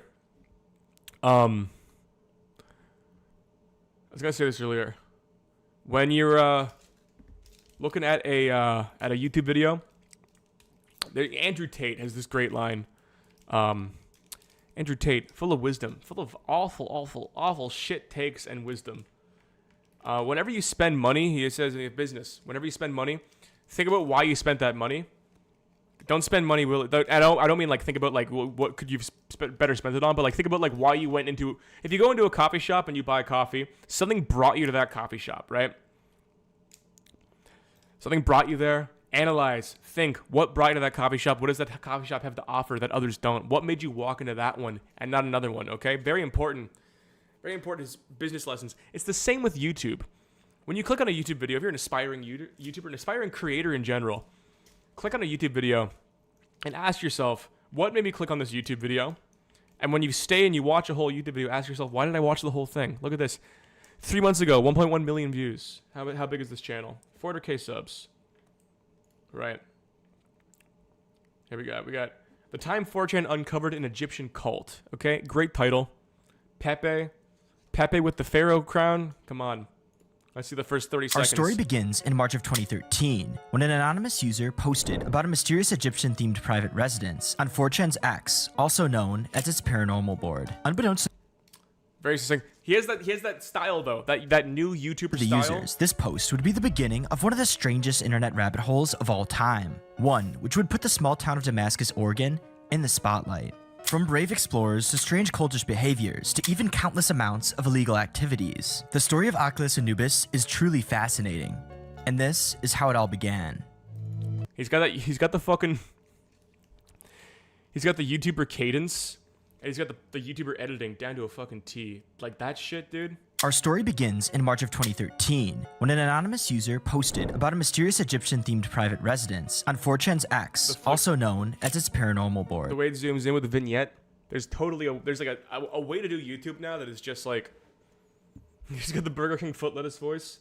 Hey, there's a cadence to it, man. I don't have it. I could never I could never do that. He started with the pep. So what? What did, I want to see his thought process here. I love it. You can watch people's whole worldview change in real time. Right? So you have like these videos, blah blah blah, blah 3 years ago. 700K views. His first big hit, back down to small ones. 4chan versus Scientology. 3.5 million views. Big hit, okay? Back down to small potatoes videos. He does Pepe in the title. Does Pepe in the thumbnail. 1.2 million views. Tries it again. Now he's getting numbers with Pepe. He's gonna switch though. You can tell. 135K. It sucks because this is the kind of channel you don't subscribe, like for any reason you don't subscribe to. I don't think, is there any like Pezzle fans? Does Pezzle have like wow, so look, like his Twitter is like, he's 400K subs with his Instagram, 1,200 followers.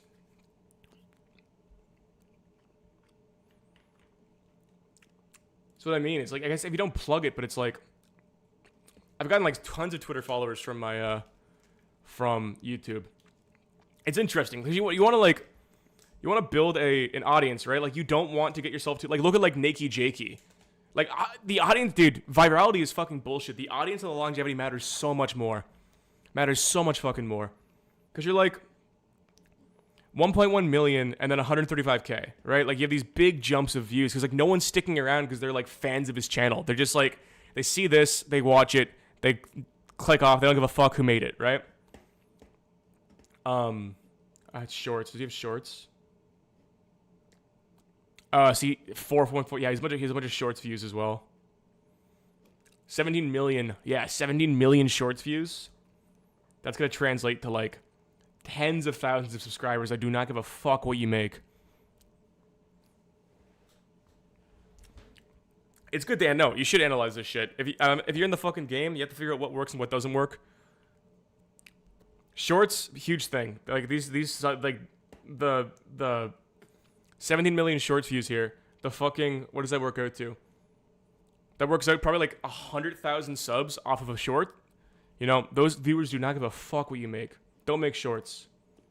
Don't make shorts. Maybe if you're a podcast, but like, don't make shorts if you're a fucking regular channel, dude. You're gonna nuke your fucking channel. You have no audience. You shit in sandboxes? That's fucked up, man. Still pretty good numbers. My second channel's video with the most views had 150K.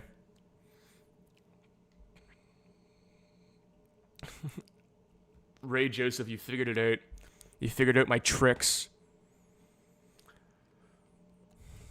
Look at like Andrew Callahan. He's always coming in with the big hits. Doing numbers. Nakey Jakey. Dude, Nakey Jakey's the fucking GOAT. Van Neistat's fucking goated, dude. I love Van Neistat.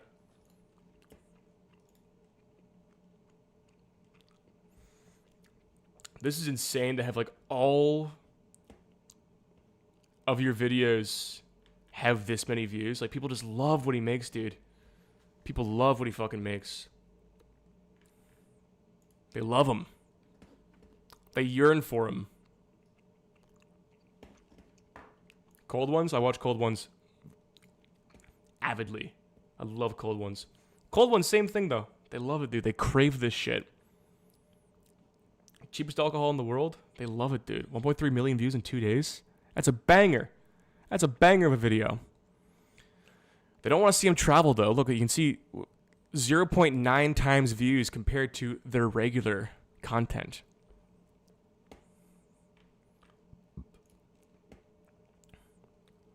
$16 million views 3 years ago. God fucking damn it, dude. That's wild.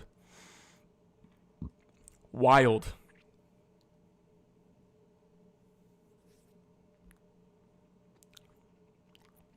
No cap on God. I've never heard of this channel.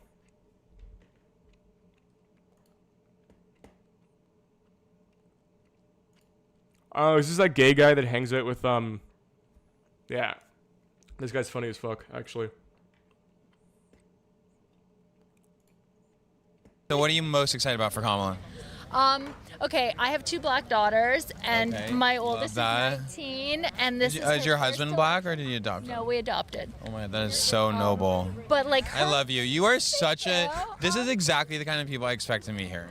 Thank you. But my Are daughter's they first actually? vote, Are she's they 19. African? They're from Philly. Okay, But, that still counts. um, Child tax credits for dogs. Yes, queen. Yes, queen. Hello. Higher tax credits for white Dude. men.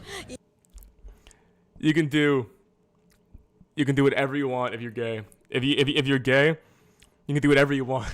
There's just no rules. Yes, queen. Get them going. Hello. Kamala, do you swear to protect? Yes, queen. Queen. Yes, queen. Hello. Higher tax credits for white men. Yes, queen. Oh my god. Dude, she doesn't even know what she's saying. Get them going. Hello. Kamala, do you swear to protect this nation? Yes, queen. I live for Kamala, I live for Kamala, I live for the way that she protects and cares for us. Kamala. We want abortions, yeah. Yeah! I feel like it's so toxic, the whole like election stolen nonsense, you know? Exactly. Wait, are you MAGA in disguise? No. Is he what? No, no. I was saying, yeah. Come on, just for sure. What I always say is that the Republicans complain about getting cheated on, and when I get cheated on, I just became the throat goat, and I never got cheated on again. Take the Republicans, we put them in camps, we make them all trans. They can see it's not so bad. It's not bad at all. I mean, the making people. This Soy Fest is so ironic. No. I mean, making people say shit they don't understand will always be sort of I funny. wonder what the first gangbangs between Denzel Washington and the founding daddies were like. Yes, queen or no queen? Okay, Taylor Swift. Yes, queen. Deport Elon Musk. No, queen. You don't want to deport Elon Musk? Oh, I thought you said support. Oh my No, God! How dare yes, you? Yes, queen. Hello. Go back to South Africa. Elon Musk, you are so mean, and we don't want you. That's good. That's good stuff, man. What was the other channel you said? Life of Slice. That one sounds familiar.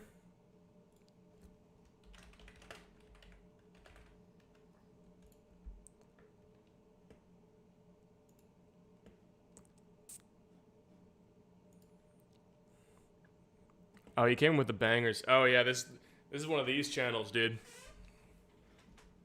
What's up? Big Joe. Big Joe in the room. It's one of these channels though. These channels that like their first video gets they just like figured out how to make YouTube videos perfectly the first time. This is a type of channel that exists. This is like why the YouTube game is so different than it used to be. It's like this type of channel did not exist until like the last 2 years, where it's like, this is what I mean by like optimization. When I mean like the optimization of culture, the optimization of processes, this is it embodied. When you can have a channel that there's no trial or error. Very first video is just a perfect video essay. Like gets the video essay format down pat. 200K views, first video. Techno Music and Swords. That was like the 90s, right there. That was all the 90s. Isn't it weird how dated, 100K views in 2 months. how poorly aged the 90s cool is? The Matrix, black trench coat, techno music period that is just aged horribly. So you want to know what 90s... Nailed it, dude. Nailed it. In the mid-1990s, the WWE, then known as the WWF, was going through its worst commercial period in history. Although they had some excellent wrestlers like Bret Hart and... Dude, I hate YouTube. Oh, what's up, Trixie?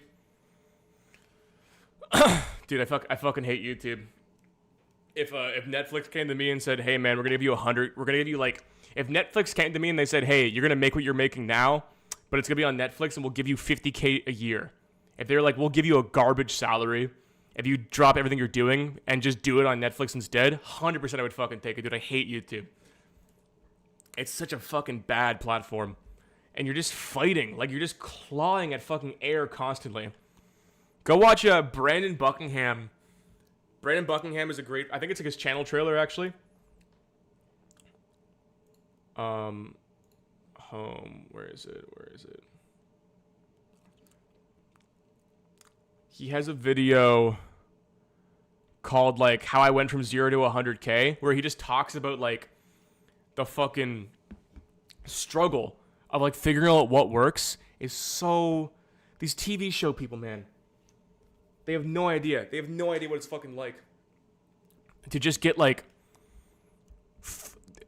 to not be, like, funded by anything. I'm not funded by anything. I have no... You know the shit, like, I want to execute? The shit I want to execute that I have to, like, just save up for, like, months to execute? It's impossible. It's so difficult. It's a struggle. It's a great struggle. And it brings a lot of meaning to my life. It gives me a platform to, like, do the shit I want to do. But it's fucking hard, dude. To reinvest in this shit constantly, and there's no funding, there's no stability. You can dump, like... I know people who have dumped thousands into videos that have bombed, right?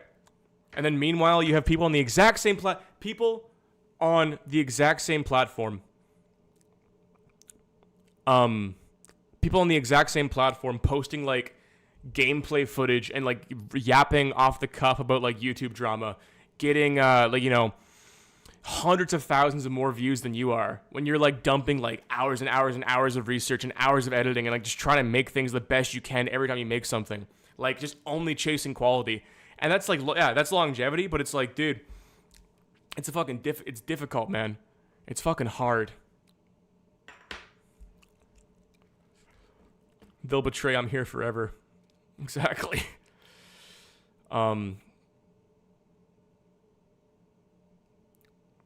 Hey, thank you, Henry Schreiber. I appreciate that.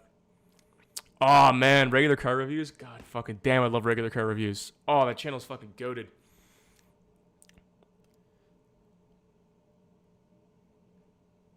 Yeah, no, the long-term quality, yeah, dude, the long-term quality game, I mean, that's what I'm here for. That's what I'm down for. Like, I'm just here to, like, try to make better shit. Look, I mean, dude, I started off making fucking, like, random green screen meme videos about Gen Z, and now I'm working on a mini documentary about a fucking city in Honduras. I didn't know I'd be here.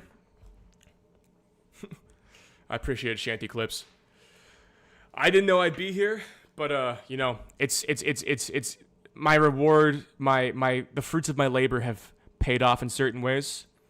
I'm not wealthy, but I'm going somewhere, and that's all that matters.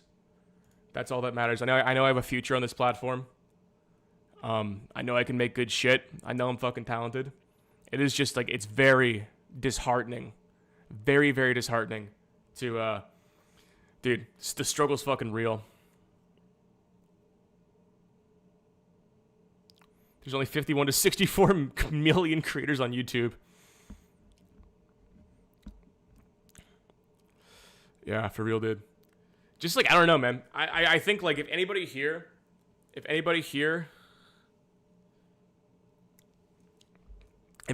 an aspiring, I hate the word content creator, but, like, just like a creator, like, they want to, like, make something themselves, you have to fucking fight for that shit, man. No one's going to give that to you. No one's going to give a fuck. No one's going to care. The second you stop doing shit, the second you take a break, they'll forget about you. Just be fucking prepared to dump your heart and soul into shit in a way that, like, no one with a regular job, nobody could ever fucking imagine. I had no idea how much work this would take when I started out. When I started doing this, I had no concept of an idea. Of how the amount of fucking work this would take. And how much work it continues to take, and how the work it takes just accelerates. It never gets easier. It never gets easier. And there's no iota of it becoming easier at any point in the future. It gets harder. It gets more challenging. You dump more of yourself into it. You get more stressed and burnt out as you age. But it's meaningful. It's meaningful knowing you're working towards something, or you're working at something that you believe is important, and that you're putting a lot of effort into it. So, just Never think that anything is going to be. If you think like, imagine like the farthest stretches of your imagination of how hard you think something is going to be, and then like times that by 10, and that's how hard it will be. Be prepared for that.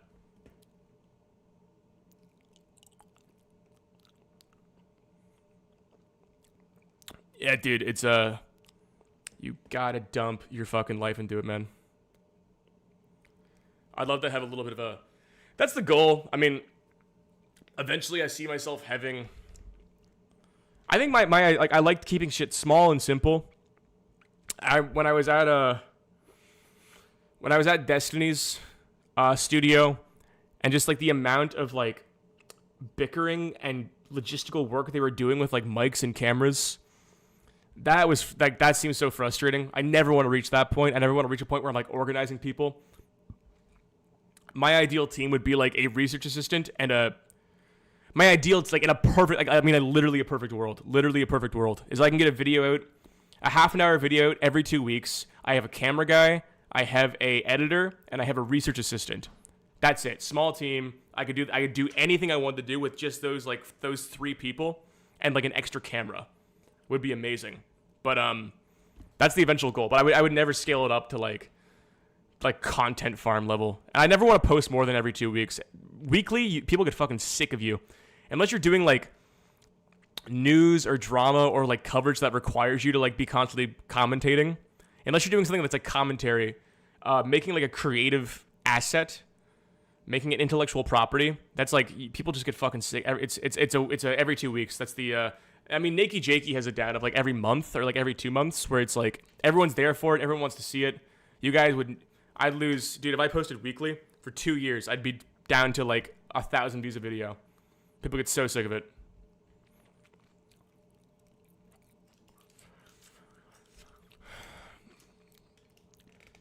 Production quality is so production quality is overrated.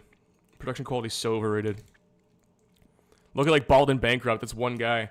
That guy makes some of the best travel videos. That guy makes some of the best traveling content to ever exist. Stuff that like the BBC wishes they could accomplish, and they can't do it.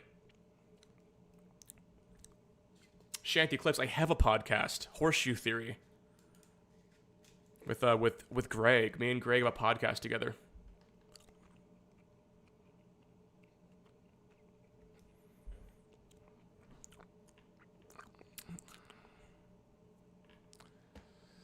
He's gotten bald. I know he's gotten too.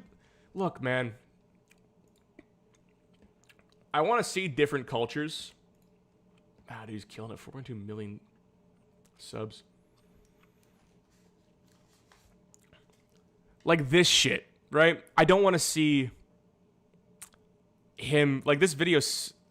This video is just him like shitting on India. Like cool, fucking low hanging fruit. Yeah, India is like an overpopulated, fucking polluted shithole. Wow, dude. Novel take. I've never heard that one before. Like, I don't want to see... when I'm watching travel videos, I don't want to watch, like, the political lens of some travel vlogger. I want to watch someone just experience a culture. He's a charming guy. He does well.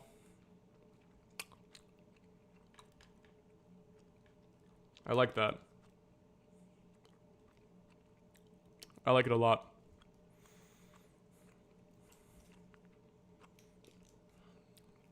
Overcrowded, yeah. Probably overpopulated.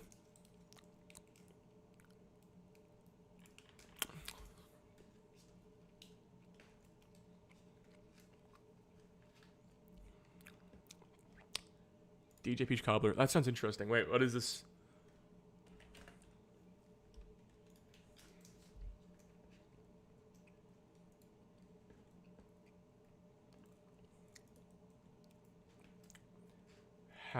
Why I didn't review Fallout Far Cry 6?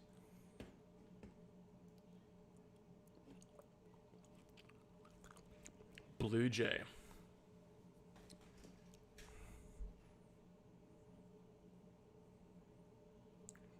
Man, these are great. It's like great. It's great when you get your thumbnail meta down.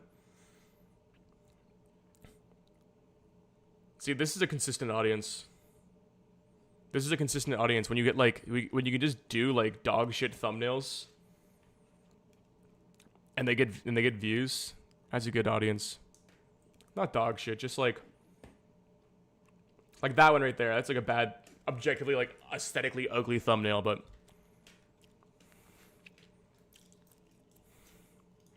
smoke up. Yeah, big tug. Big tug. I feel like me and him are kind of like, we're like the same kind of guy. Why is this banner flashing like that? What? Weird. Yeah, me and Big Tug, same kind of guy. I like what he does, but I think it's too. That's a great example of like, as soon as I saw this guy appear on my timeline, on my homepage, I just feel like it's not gonna last. Like he was doing, yeah, he's down like 150K. I don't want to like, you know, I'm not trying to like analyze. But this is why this is why like I don't like the weekly or whatever this is, every 3 days content. It's just like, it just becomes slop. Like it just becomes slop that no one's like sticking around for. And I don't know, I don't want that. I don't want slop. I'm sure it's good. I mean, like slop's not a slop is not a category judgment, but there's slop and there's not slop. I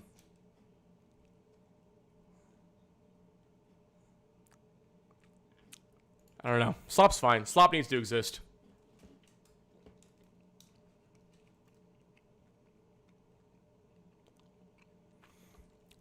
You get used to it, DJ. It's like, it's weird at first. I used to fantasize when I got into YouTube about having like, I remember like I'd fantasize about having 1,000 subs and having like a really dedicated audience of 1,000 subs. But and now it's just like, you get used to it. It just becomes normal for you. It's weird going into it, but then you adjust.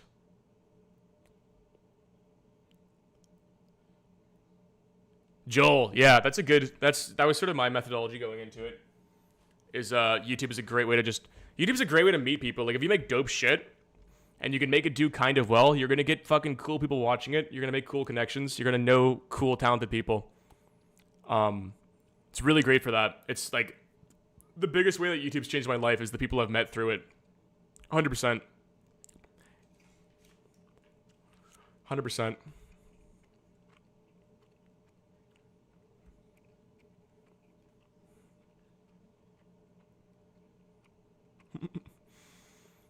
Space is terrifying. Prefer being a dictator.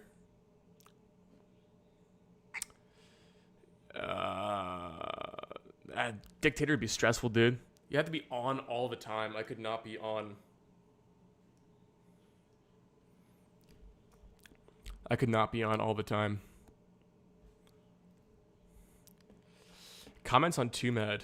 Is 2Mad's... Is this channel still up?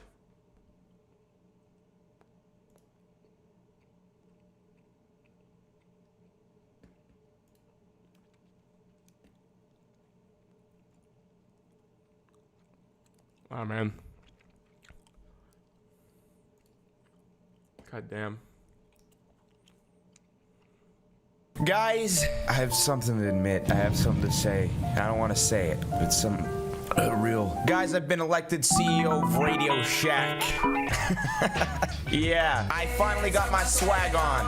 My swag is on. Hey, also look at this shirt. Ain't that a Anyways, you might be wondering, how did I become CEO of Radio Shack? I'm now a multi-millionaire. Let me get a recreation of that for ya. Ta-da! It was like, give me your wallet, mate. And then the Radio Shack was like, okay. And yeah. Yeah! That's real too. That's exactly how I went. Let's get ready to rumble. Damn. As my first decree as Radio Shack CEO, I will put oil on my ass and twerk. Dude, this is like, there's like a magic here you can't replicate. There's a magic here you can't, this is like the only Well, Korean pop group BTS has teamed up with McDonald's to offer a limited edition Chicken McNugget meal deal.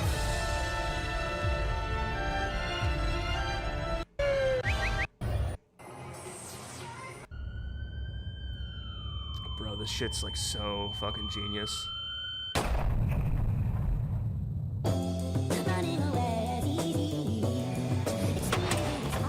What's in the box?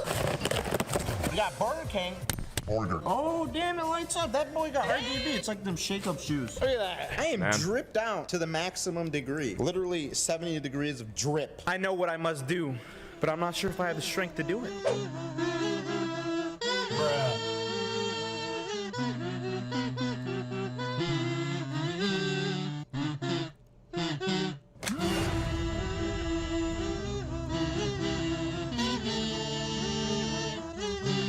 Rated 4 out of 10.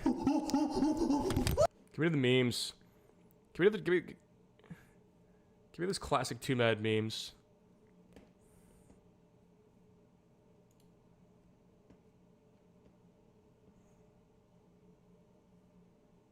Welcome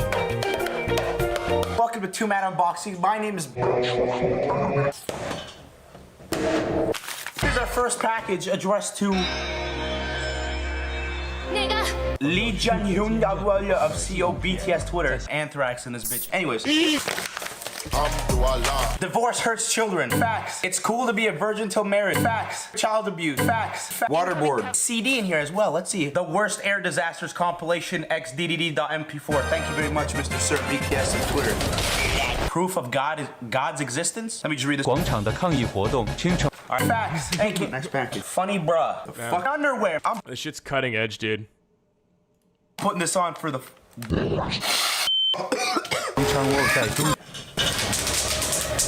Alright, that's as far as it goes. Thank you for the package. Here's the next one. It's fucking bagel container. I've only got 2 packages for the unboxing you. Kind of interested what's on this CD. Let me put it in the computer. Hold on. Nigga. Send me more shit to my P.O. Box description. Thank you. Well struck. Today we're filming a video. It's called Airsoft Roulette. We have airsoft guns, not real by the way. We're gonna play rock, paper, scissors, and the winner gets to spin the wheel and all this other shit. Anyways, damn, cutting edge, man.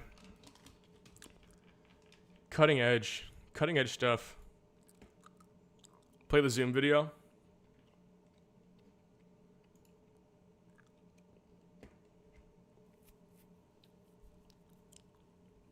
If my shit would work. Popular video conferencing app Zoom is a part of a lot of people's lives right now. My shit's busted. Bag that has $5. Hey, baby, we programming. Okay, let's go. Full screen. Here's another bag. All right, that person needs to be removed.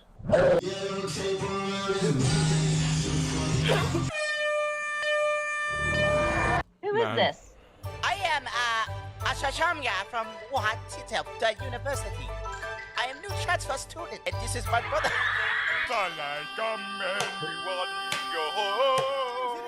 Army, and then you guys do have something. Shashamya.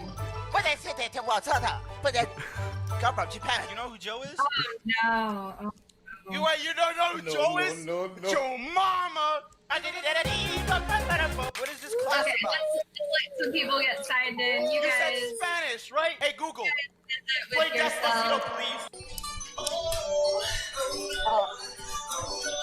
So in all reality, who is that? Is that Noah, Man. Aiden, or Blake? Knock it off. We've got parents on this call. I've got my kid here. Oh, yeah, parents? I need to be serious. I'm sorry. Okay. All right, so who are you? Do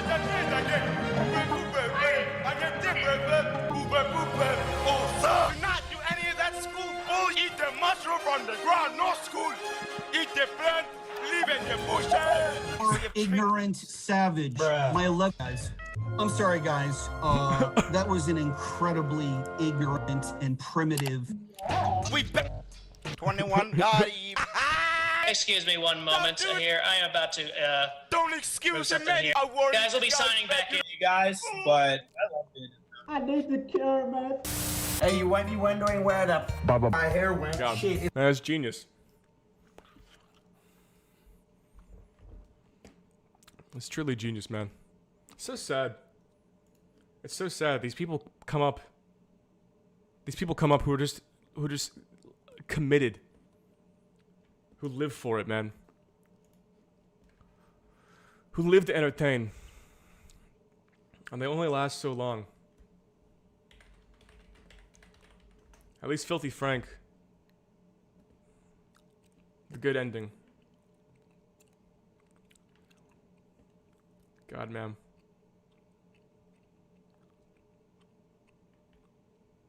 God damn, man. This is the weeaboo.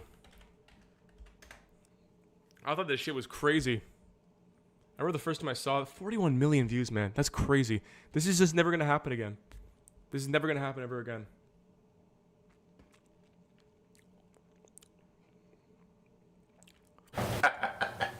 ようこそ皆さん。ようこそ。フィルシー・フランクショーへ。今日はすごい面白いものを教えてやるよ。俺のクローゼットの中にユダヤ人が2人いるんだ。両方とも死んでる。Konnichiwa, you magnificent bastards! I got a joke for you. I can't believe this guy. I can't believe this guy is now like a famous musician.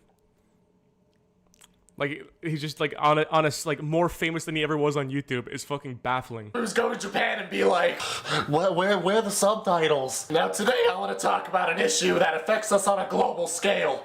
Weeaboos. For those of you who don't know what a weeaboo is, a non-Japanese person who basically denounces their own culture and calls themselves Japanese. They try to learn Japanese through the anime they watch and usually end up pronouncing it wrong and looking like a complete idiot. Keep in mind that a non-Japanese person can like the culture, watch anime, speak the language, and respect the culture, while still keeping in touch with their own, which keeps them from being a weeaboo. Here we go. Weeaboos basically disrespect the culture and make complete asses of themselves. Even if you don't know the definition, you've definitely seen these guys around on the internet, at your local comic book store. Dude, this couldn't get made today, man. This couldn't get made today. This wouldn't happen. This would not goddamn happen. That title, that thumbnail, the whole shebang. The whole shebang. This will never happen again. This will never ever happen again. It's the algorithm, whatever the fucking meta is, dude. This is done. This shit, it's over. It's never gonna happen again. In your mom's attic, they smell. Nothing will ever be like optimization culture. The optimization of culture has led us to a point where nothing will ever be this special again. So bad, they're disgusting. Now, before I go into this, I want you guys to realize that there's a difference between being a person that just likes anime and people that are full-on disgusting. Is it his same Twitter? Is it his like Joji? No, it's he nuked his Twitter.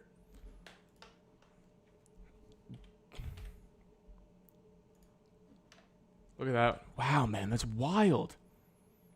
That he's just a famous musician now. It's insane. Oh my god, dude.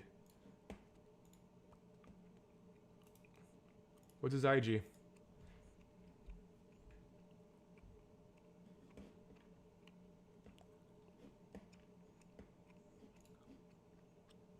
Dude, 2018. God fucking damn it, man. Wow, man, that's wild. Unhygienic weeaboos. If you just like watching those Japanese cartoons and you're an alright person, go for it, bud. I don't give a shit. If you like to watch a little hentai on the down low, that ain't my problem, you know? Yeah, you know I watch that shit, bro. Sex invertebrates. I mean, I feel you guys. My favorite animes consist of Toy Story, Cory in the House, airplane instruction videos from the 80s, you know, Seinfeld. You know, we all like the same shit. I get it. I'm an anime fan as well. But this is when you have a real fucking problem. Who exists like this now? Who's like who does like Cold Ones maybe? Cold Ones is unique. What's unique now? Who's like a really unique YouTuber?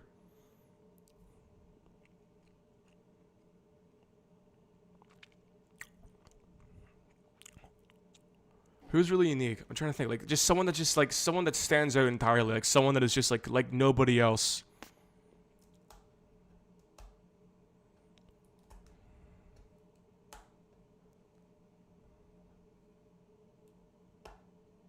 Too Mad was the filthy drink of his time. Yeah, man. Cold Ones. I don't know. I feel like it's Cold Ones. Unless there's someone, I feel like I know what's up. I feel like unless there's someone I'm missing.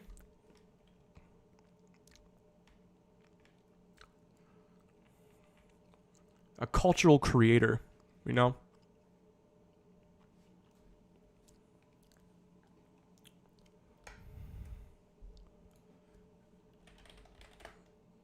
Trixie, don't you have like 100K subs? Get verified.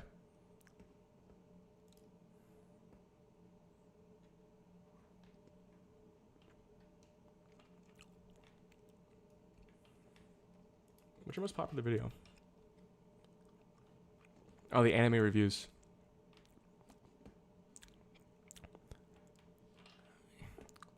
Go to your YouTube studio, go to verification, and get verified. Get that gray check-in.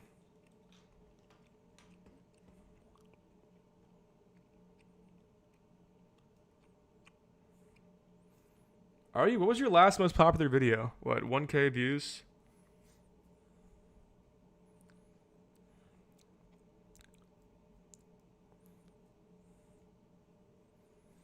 You're never algorithmically dead. It's not how the algorithm works. I'd say just like delete all the shit that's not doing well. What is this? 5-hour video? Like a VOD?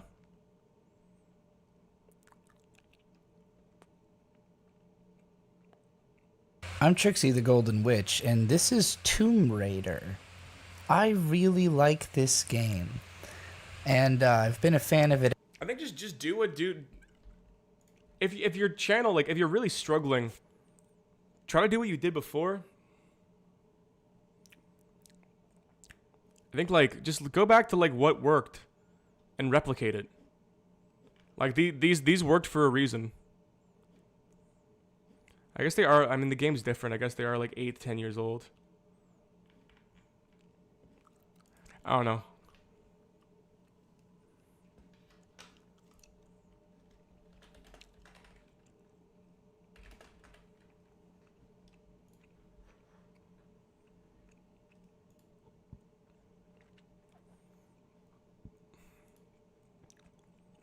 You watch anime. I don't watch anime, so I'm the wrong target audience.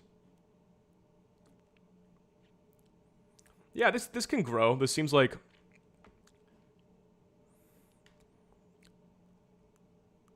it's growing steadily.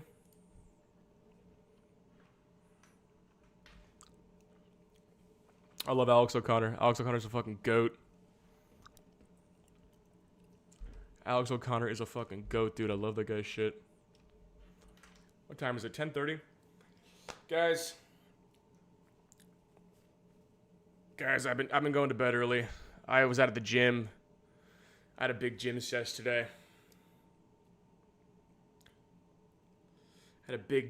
today. I might call it. But if there's any final points, please, speak now or forever hold your peace before I go. Hopefully I'm back Thursday night. Mr. Astronaut, what time zone do you live in?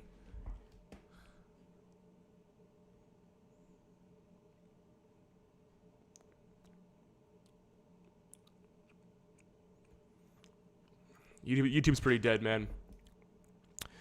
YouTube's pretty dead. 4:30.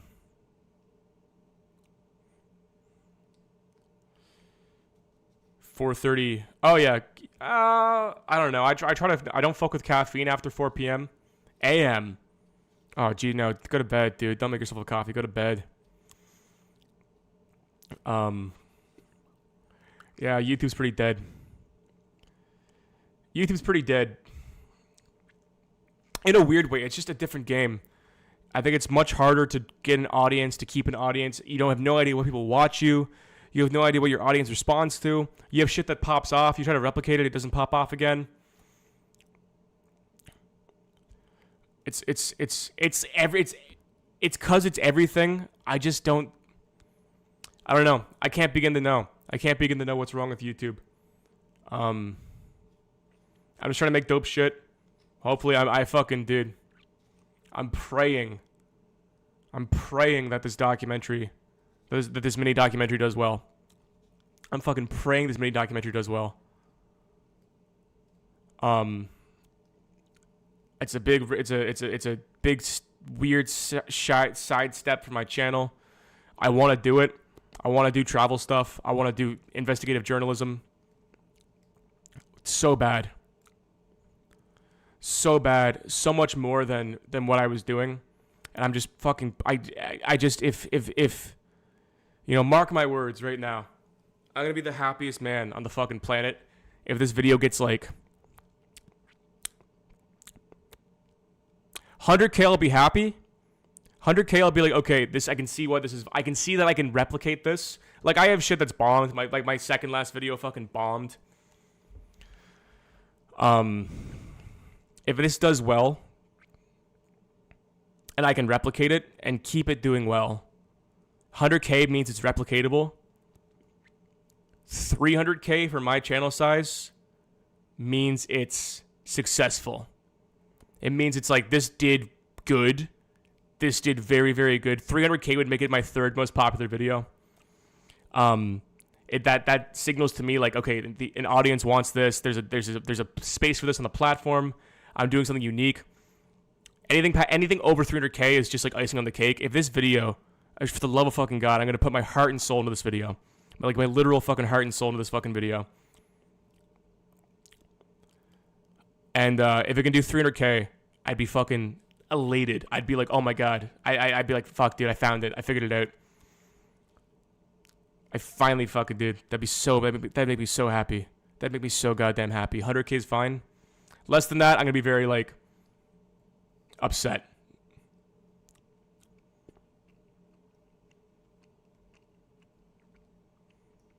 I'd be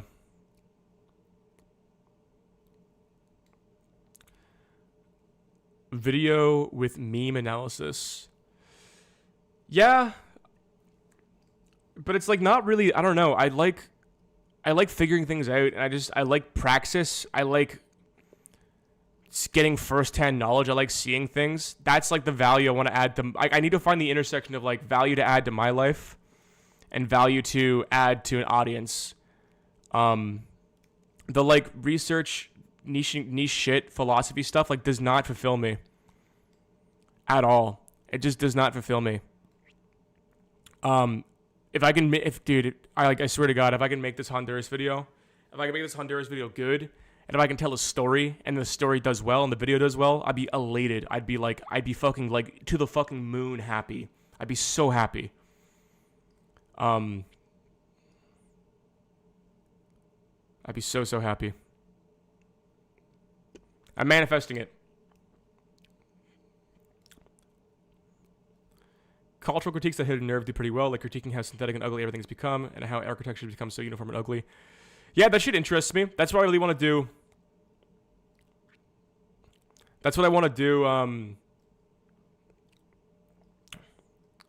The South Korea video. I want to make a video where I go investigate like South Korean incels. South Korea is so fascinating. South Korea is so fascinating. The 4B movement, the incel movement, the overworked, the lack of sex, the collapse of the birth rate, but the culture is still obsessed with aesthetics. Like the culture is so obsessed with aesthetics more than any other culture is on the planet. They're obsessed with appearance. They're obsessed with looking perfect. And their idea of aesthetics, their idea of like appearance is like androgynous. Like it's not sexual. Like you look at like K-pop stars, they're completely androgynous. That's so fascinating to me. What do I need to make it happen? I need a connection. I need someone like I need someone in South Korea who is willing to like let me film them and like look at their life for a week straight. And like $3,000 to marry. Like I have to get a flight over. I have to put myself up. I have to feed myself.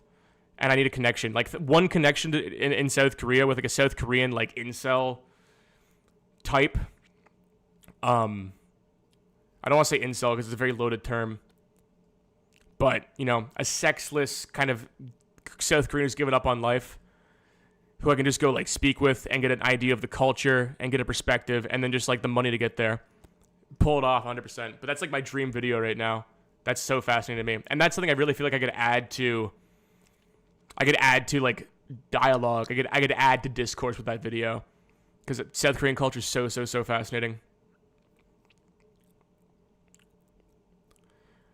I'll go to Europe. If I can find, I want to go back to Athens really bad. But, yeah, I like Europe a lot. I love Europe. I'd absolutely come to Europe.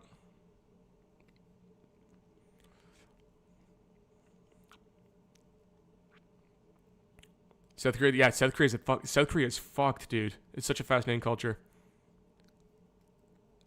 I'd love to go to Croatia. Croatia would be a dream. Do you know any Koreans in your local area? Yeah, I live near Koreatown. I have to reach out. I haven't reached out yet. It's one of those things where it's like I need the money to execute the video in the first place. So I'm not like, I'm just like spitballing ideas. I think that'd be a great video to make, but I am not close to executing it. I'm not close to executing it right now.